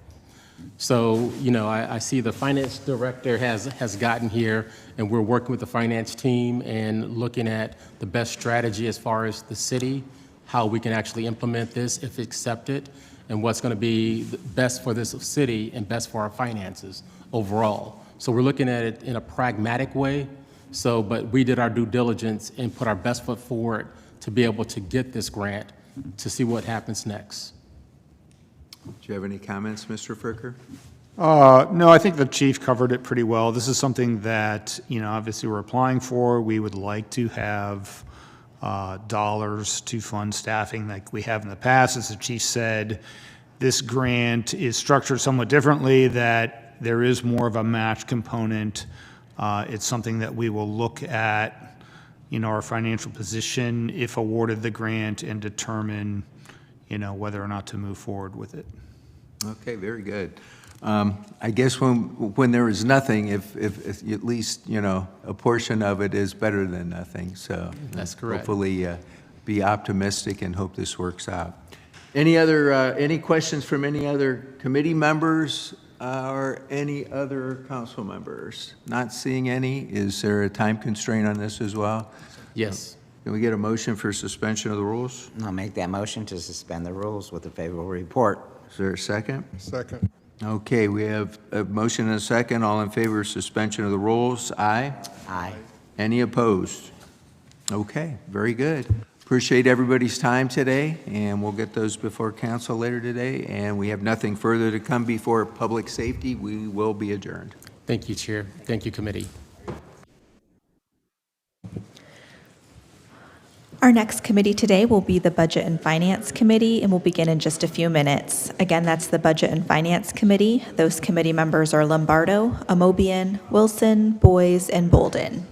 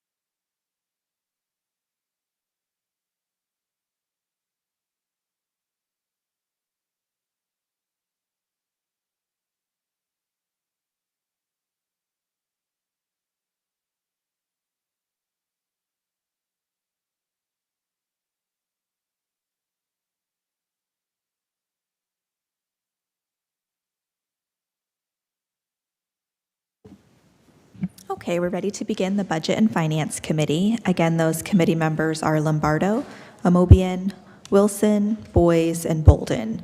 We have all committee members present except for Councilman Bolden. Whenever you're ready, Mr. Chair. Thank you, Clerk Viviano. Welcome, everybody, to Budget and Finance. We would like to start off with a approval of last week's meeting minutes. So move. Motion, is there a second? Second. Second. All in favor? Aye. Any opposed? Very good. All right, we have two pieces coming before us. First, I'll read in, is an ordinance authorizing the mayor or his designee to enter into a contract or contracts without the formality of advertising for bids with Drinkard and Enterprises, LLC, for a one-year term to provide data collection and analysis services in support of the Street Team Program, which is also the Credible Messengers Initiative, and declaring an emergency. We have Mr. Craig Morgan here today. Thank you, Start Mr. Chair. And I would tell you, these two pieces that are before you, they work in concert together. The one is for the the contract with the city and Minority Behavioral Health Group. The other is with Drinkard Enterprises. Here with me today, well, I should say, just for context and background, the Street Team program began as an 18-month pilot. That 18-month is coming to a close. And so here with me today, of course, from Minority Behavioral Health Group is Pastor Jeffrey Dennis, Marcel McDaniel, and Dr. Sierra Morgan. And then with Drinkard Enterprises, Dr. Allison Drinkard with the University of Akron, who has performed the data analysis for the project.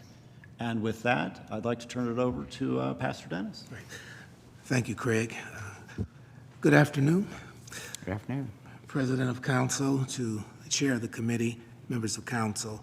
On behalf of Minority Behavioral Health Group, I want to express our sincere appreciation to the Mayor and to the members of City Council for your vision, your leadership, and commitment to creating safer and healthier communities. Your willingness to invest in innovation and innovative community-centered solutions demonstrates a clear understanding that addressing the issue of violence in a city requires partnership, trust, and sustained engagement. We are grateful for the opportunity to collaborate with the City of Akron and the many partners in this important work. We also want to acknowledge and thank Marcel McDaniel and the entire street team. We call them curbside counselors.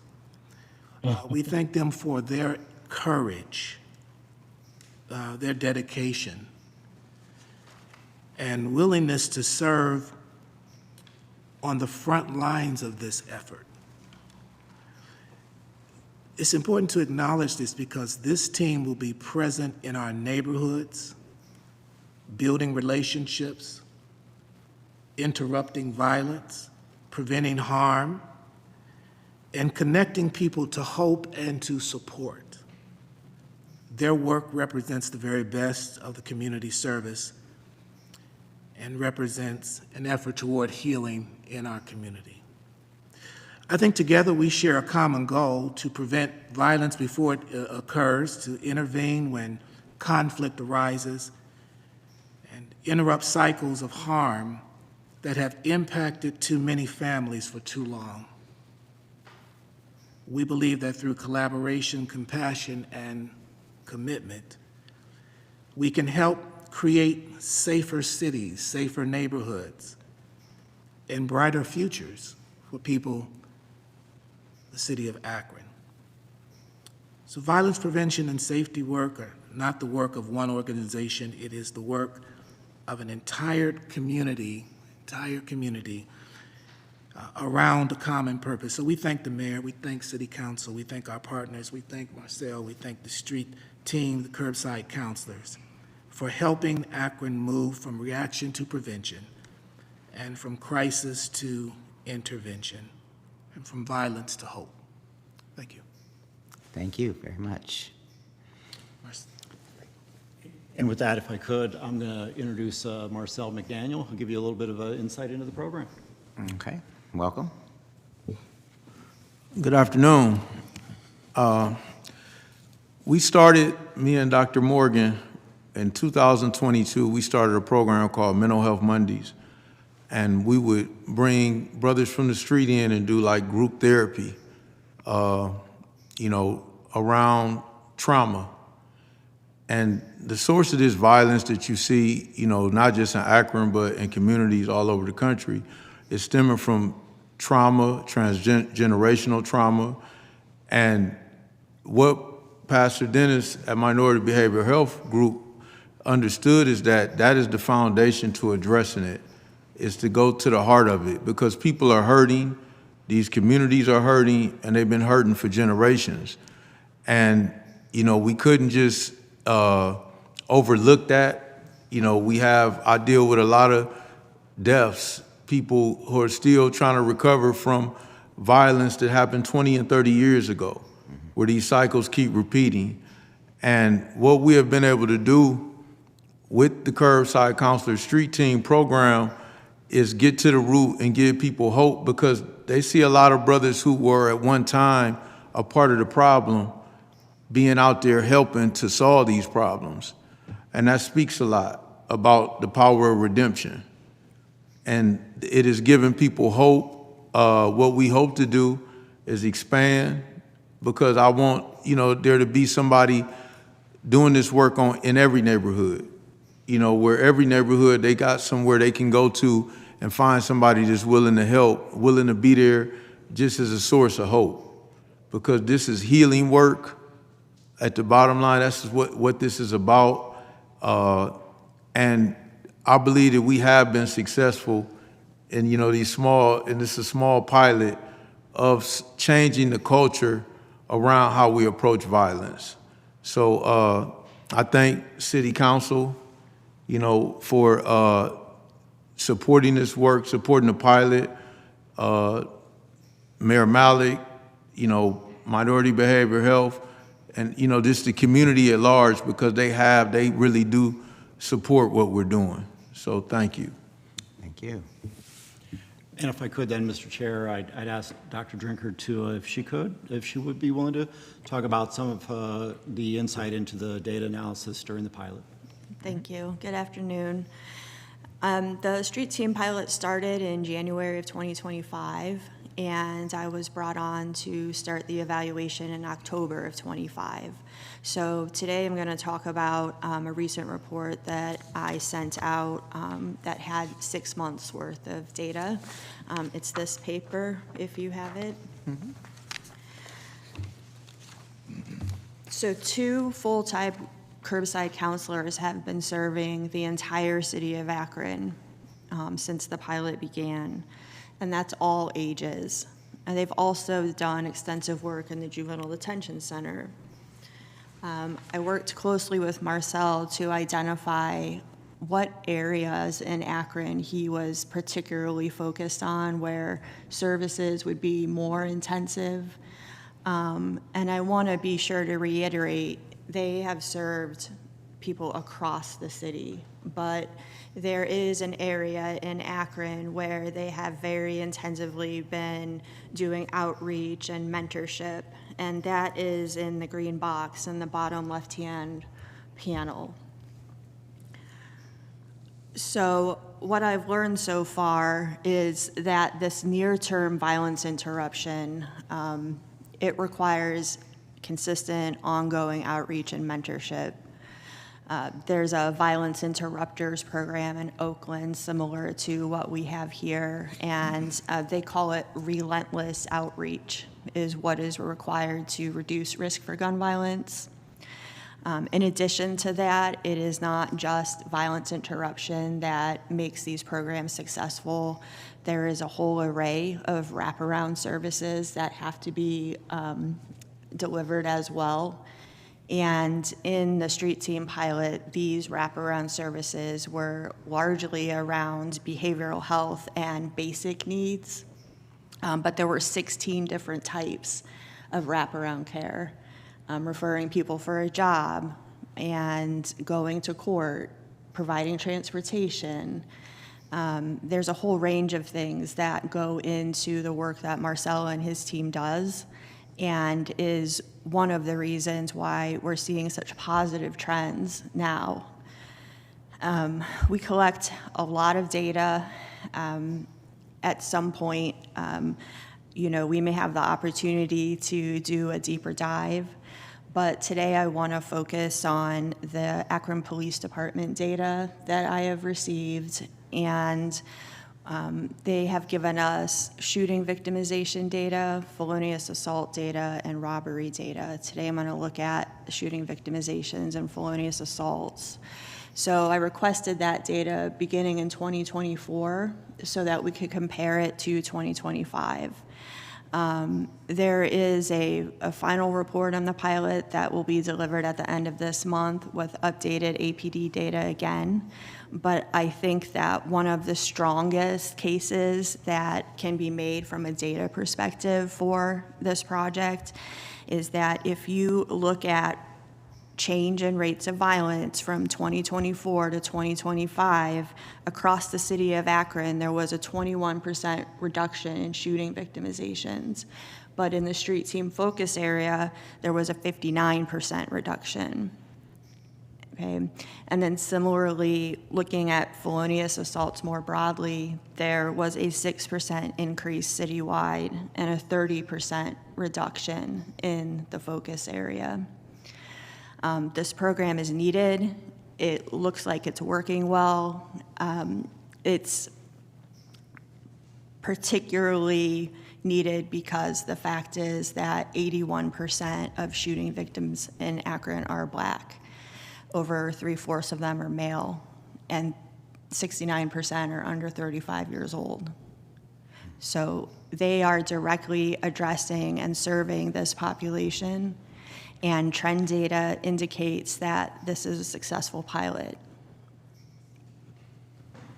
Okay, thank you. I would just close here before questions, just saying appreciate all the hard work that everybody has done. This is not just transactional work, which is intervening in some sort of sense of immediate retaliation, but there is a transformative component of it, that we look forward to bearing fruit, for many years down the road. And with that, and I should say one other point, it's not, as many of you know, we recently launched our hospital violence-linked interruption program. Neither of these programs are competing with one another. They're all meant to augment one another and just, looking at public safety from 3 pillars, which is prevention, intervention, and enforcement. So with that, certainly happy to take any questions. Okay, thank you. Well, thank you all for what you do. When violence strikes, it's just not an easy thing. So the hope and the healing are needed with not only the victims, but the extended families and so on. So that's very important. Thank you. I'm going to ask Councilwoman Linda Amobian for her comments. Thank you, Mr. Chair. And thank you, Reverend Dennis and your team.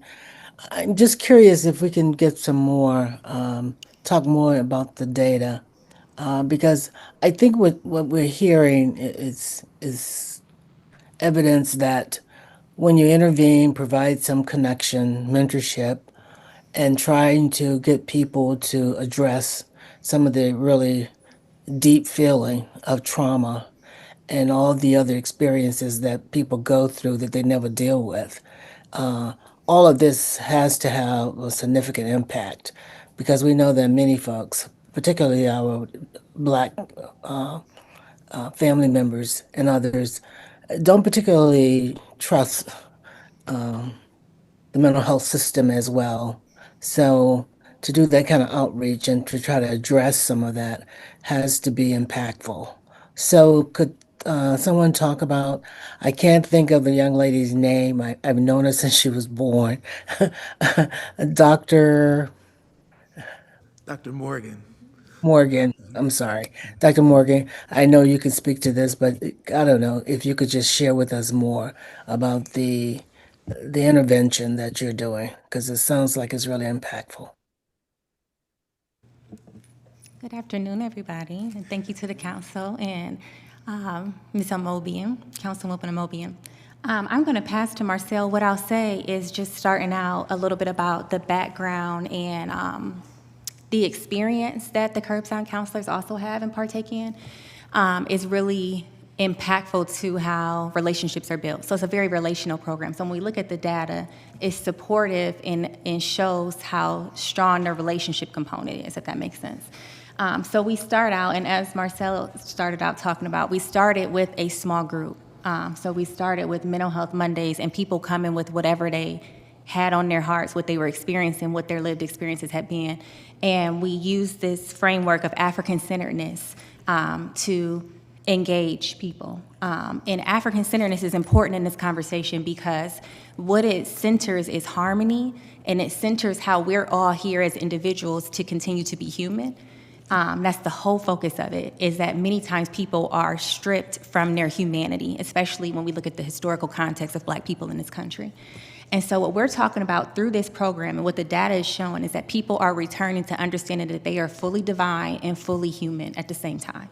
And that's what Marcel is doing with people, and that's why it is relentless, because it is a constant deconstructing and rebuilding. And so we started with this small group process, but that continues to be a part of the individual and collective experience that people are having within the community. When you talk about the mental health system and mistrust and the reasonable mistrust that's had by a lot of Black people in the country of different systems, including mental health, Marcel and the curbside counselors and several other group of men have gone through what we call the 100. And in the 100, they participate in an African-centered rites of passage and mental health program where they become prevention certified specialists or peer support specialists. Some of them go on to use those credentials that are credentialed through the state, and some of them use that training and skill in other ways. So they bring their natural gifts, talents, and also are taught through the traditional mental health program or training how to be peer support specialists or prevention specialists.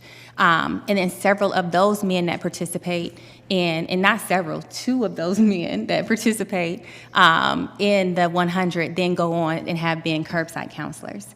I know you asked specifically about the data, so Dr. Drinker, I don't know if there's anything that you want to share more about the data, but also, Marcel, if there's anything that you want to share about the intervention component of what takes place on a day-to-day basis. Yeah, what we do, this is, I'll give you a perfect example.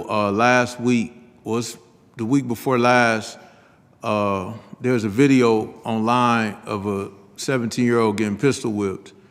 And the 17-year-old, I have been dealing with him since he was like 14, when he was shot at the age of 15. And when I went to see him, I knew that this could be, something serious could come out of this. It's social media, public humiliation. And when I went to see him with a friend of mine who just helped in the community, and we went to see him, and he had a gun on the dresser. He was already preparing to go retaliate. And so, for the last 2 weeks, we just had to redirect. We had to redirect, hey, go cut grass. Make a few dollars, man. It's summer, go cut some grass. But just being with him every day. Being with him, showing up, he got a court case. We went to court for him Thursday.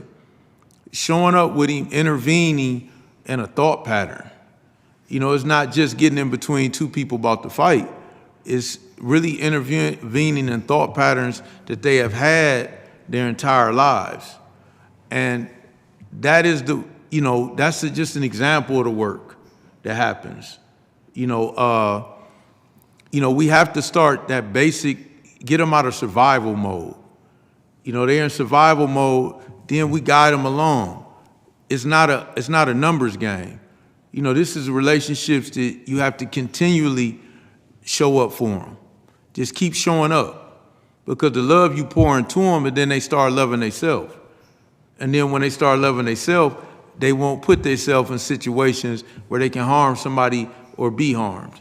So that is the intervention component, because you have a long way to go to even get them to acknowledge the trauma, but you see it acting out every day. So it's like we doing the mental health work without actually saying, hey, this is mental health work, if that answers the question. No, it more than answers the question, and I thank you, because when Dr. Drinker talked about relentless and staying in there, that is kind of what it takes. Somebody being there with the person, reminding them that you have an alternative. You don't have to retaliate. You don't have to, fight back the way that you've always fought back. So I appreciate what you're doing. And I think this is the benefit and has been for many years, of mental health is using people with lived experiences to help us as a team to create different ways to intervene and get people to change the patterns that they have grown accustomed to. So thank you very much for your work. I appreciate it, and continue the good work. Thank you. Thank you. Councilman Garrett? Thank you, Chair, for the opportunity. I want to thank the team there, Marcel and the rest of the team, Dennis, for the work that you guys are doing. One of the things that stands out to me most is the data. A lot of times when we talk about data, everything we do should be data driven. In the event that we have those high percentages of 80% plus, the impact that you're doing in the communities, $50,000 toward a situation where we're changing major impact and changing so many lives. It is just my hopes that when we have the data that shows that what is going on in our community, if there's a way to come up with, if we're getting these results with 50,000, imagine what we could do if we really focused on the data and put the resources toward the data. I think it's important that we be intentional.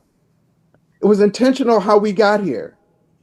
I mean, granted, you put a group of Chinese people or any other ethnicity together in a poor, impoverished food desert without any real resources.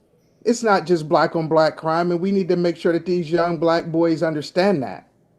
I mean, if you put a group of white folks in a community that didn't give them resources or opportunity, they would have the same outcome then. And so it is frustrating a lot of times that we must be super intentional because it was intentionally done the other way. We have to really be intentional, put the resources in place to really reflect the data to make sure it all makes sense. With the resources, and I applaud you for going to the gentleman's house and offering him an opportunity to do something else, redirect. It's really important that we give them the opportunity to do something. I know grass cutting is amazing. I mean, we just had to Keep Akron Beautiful, and we gave them additional $40,000 for people to go out and do audits. Imagine if you were able to give you a budget so that then you can say, hey, I want to redirect you and give you an opportunity to go to this place and get this job or start this career. That's a piece of this. We're intentional. We have to be data driven. And then we also have to follow up with some of the resources that'll make a huge difference. I thank you for what you do, but I really would like for our team, the budget, to figure out a way to increase this because the data shows with what we've done with 50,000, imagine what we would do with $500,000 if we were really serious about making a major impact. So I'm just curious and hopeful that this is something that we can consider going forward. Thank you so much, Chair, for your time. Thank you, Councilman Garrett. Councilwoman Jan Davis. Could I make a clarification? Yeah, this might help the conversation, Councilman Garrett. These two pieces work in concert.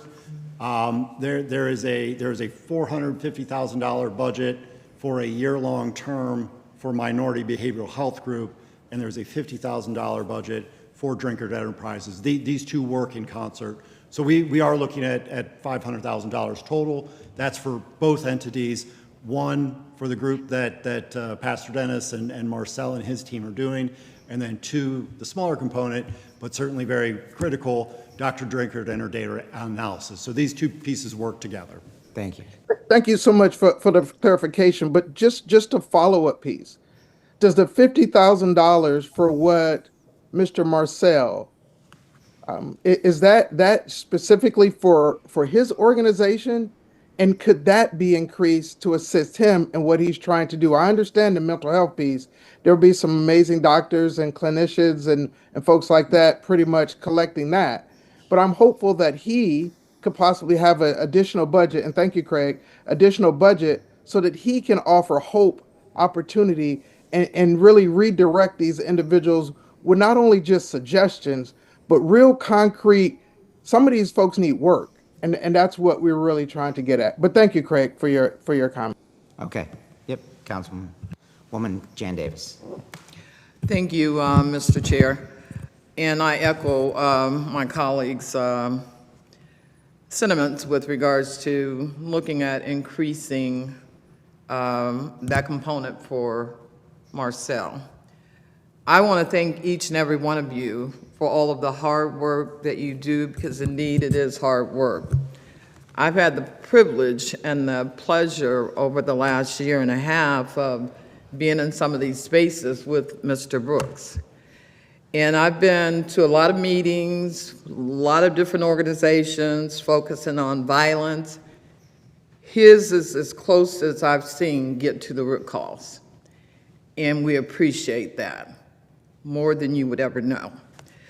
I had the opportunity to be out with him and his group on the first day of the curbside counseling. It was amazing. And the kids were listening, they were attentive, so that was good work, and hopefully we can keep that going. Another reason why we need to talk, futuristically about helping fund his program. I also believe that we have to begin to educate people on the root causes of violence and what perpetrates violence in our community.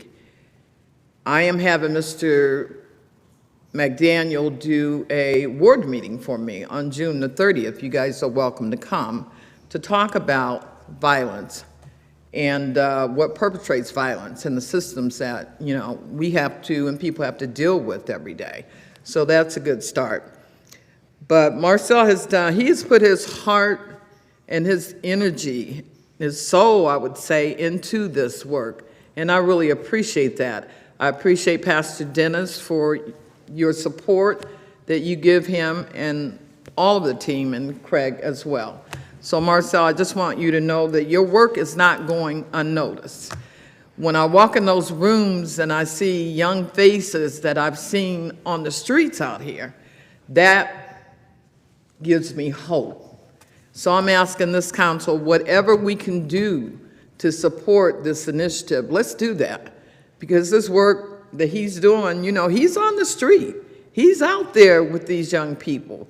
He's gone into their homes to talk to their mothers or fathers and things of that nature. So we're on to something here, and we need to do whatever we can do to make sure it's sustainable. Thank you. Thank you.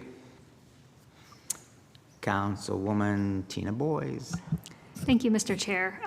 Since we're talking about the data component of this, I just had some questions about the data. Do we track that? How do we track that? Because I'm seeing last year's numbers. Are we looking at it in progress? So monthly, how do we do that? Absolutely. I provide a monthly update to the mayor, Craig, and our team with the data, and what that looks like is the curbside counselor daily log. So daily, they're tracking their interactions, points of contact, the services that they provided, and that is a Google form. And so it's, automatically updated. The APD data, I make a request every few months for updated data. As I said, we've looked at from 24 to 25, and now we're going to be looking at, the first 5 months of 2026 for this final pilot report. But the intention is to continually update that information over time as well. And then I conduct in-depth interviews with people that the street team works with, and also surveys. And so those happen they unfold naturally. When people are willing to, provide an interview and do a survey, then I'll go out and meet them where they're at and do that as well. And that all of this is expected to continue similarly. Gotcha. And the reason I asked about the timeliness of that, are we making adjustments? How often are we making adjustments based on the data we're receiving back? I think that because this is the pilot phase, you're sort of trying to find out what's happening, how it's happening, what appears to be working and what's not working. So as we're moving into a more established program, we will sort of hit pause and say, here's what we know and what things do we think we need to adjust moving forward.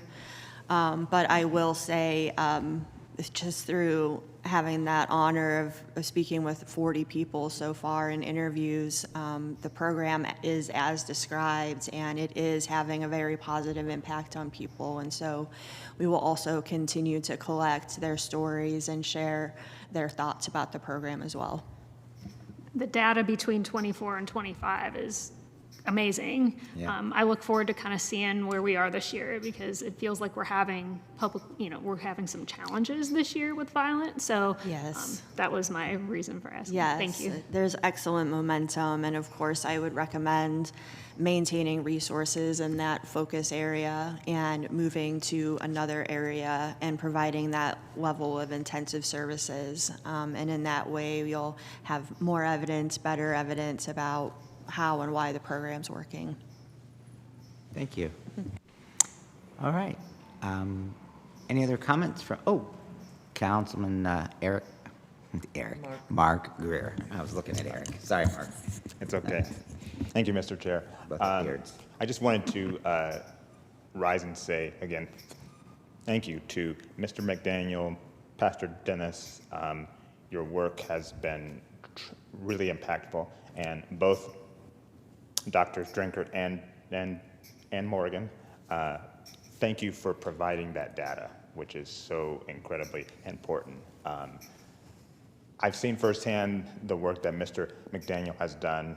You bring the authenticity, you bring the heart, and you are truly standing in the gap for people who oftentimes have never had anyone else to stand in that gap for them. So we cannot thank you enough for that. Pastor Dennis, you as well. You've been doing this work for a long time, and I am in full support of this program, showing those positive results from 2024 to 2025, and just seeing that this need is so great, and to expand upon that really impactful work that you all are doing.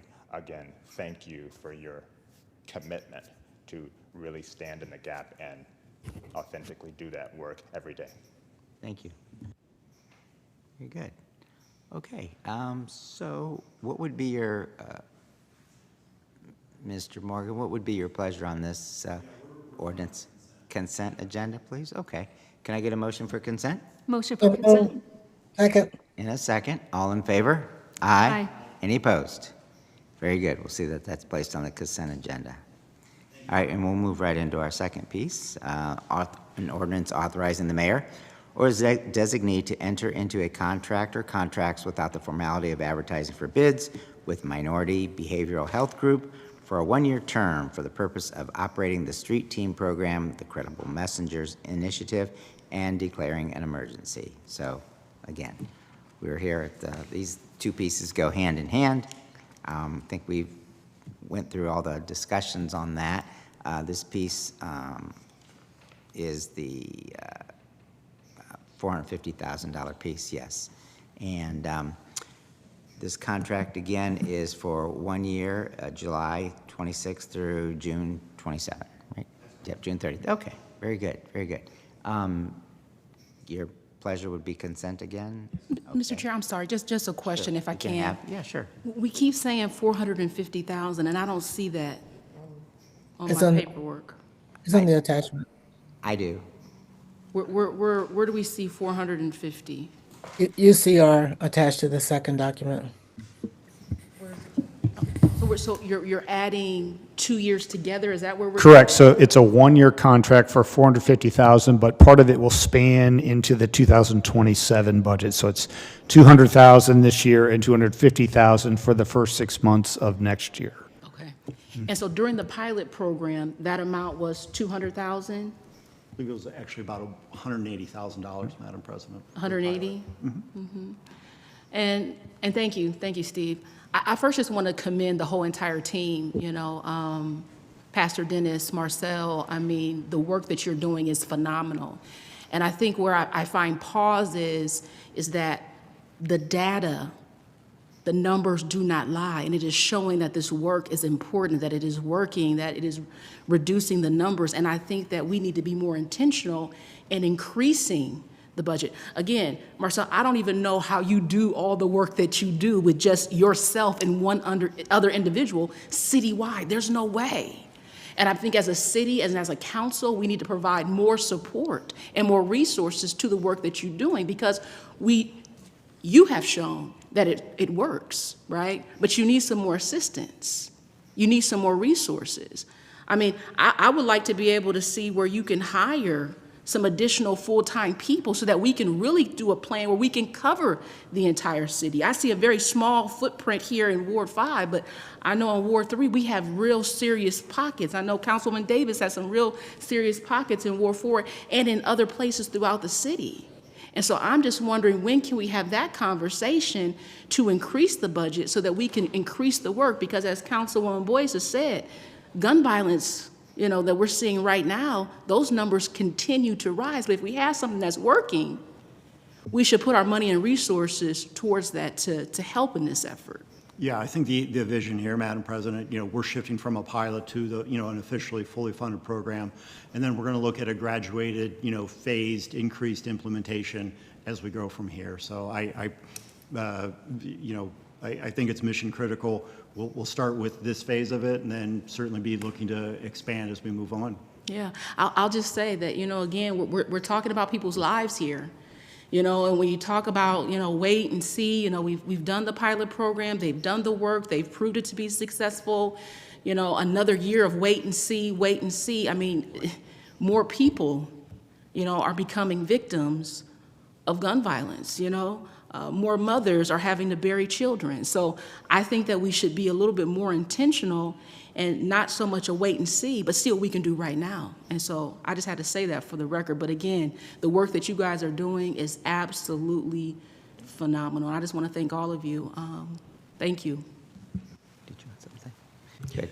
Yeah, just real briefly, I echo President Somerville's sentiments that we don't need to wait to see how this works out. We already know. And we, again, as she stated, we need to be intentional. If there's something that can be done to increase that budget in 2026, then we need to do it today or by tomorrow, not by looking at more data. Because again, she's buried many young men. There are going to be more shot and killed while we sit around and wait. We know what the issue is. We know what the problem is. We know what is working, and this is working. So I don't think that we need to wait that time out. I think we need to convene whatever committee or talk to the mayor or whatever, and we need to get this done, because we'll be here forever, waiting, and people are continuing to die. So it's working. There's the evidence. Let's see what we can do to get this going yesterday, not tomorrow, but yesterday. Thank you. Mr. Chair. Yes, go ahead. Councilman Mobian. There's no question that this team is on the right track. I think part of the challenge is going to be for Reverend Dennis is to rev up the program. And that's going to take time for them to do all of that work as well. But we see that this is working. We're talking about $500,000 right now. And if we can drum up more money, that gives them time to start doing some figuring out as to how they're going to develop the program more fully. So I don't disagree at all with just asking for or suggesting, just that we need to be mindful that this kind of program is not going to be developed overnight, and adding people to it is going to take some training, as they've talked about, but they're definitely on the right path. Okay, thank you. Councilman Yeah, Brandon I Wilson. just want to echo everybody's sentiments and Madam President's words. I appreciate everybody's work here. So I think, I think there's a lot of support here to grow it out, so I think we should look into that. Thank you. Thank you. All right, is consent agenda okay? All right, can we get a motion for consent? Motion for consent? Is there a second? Second.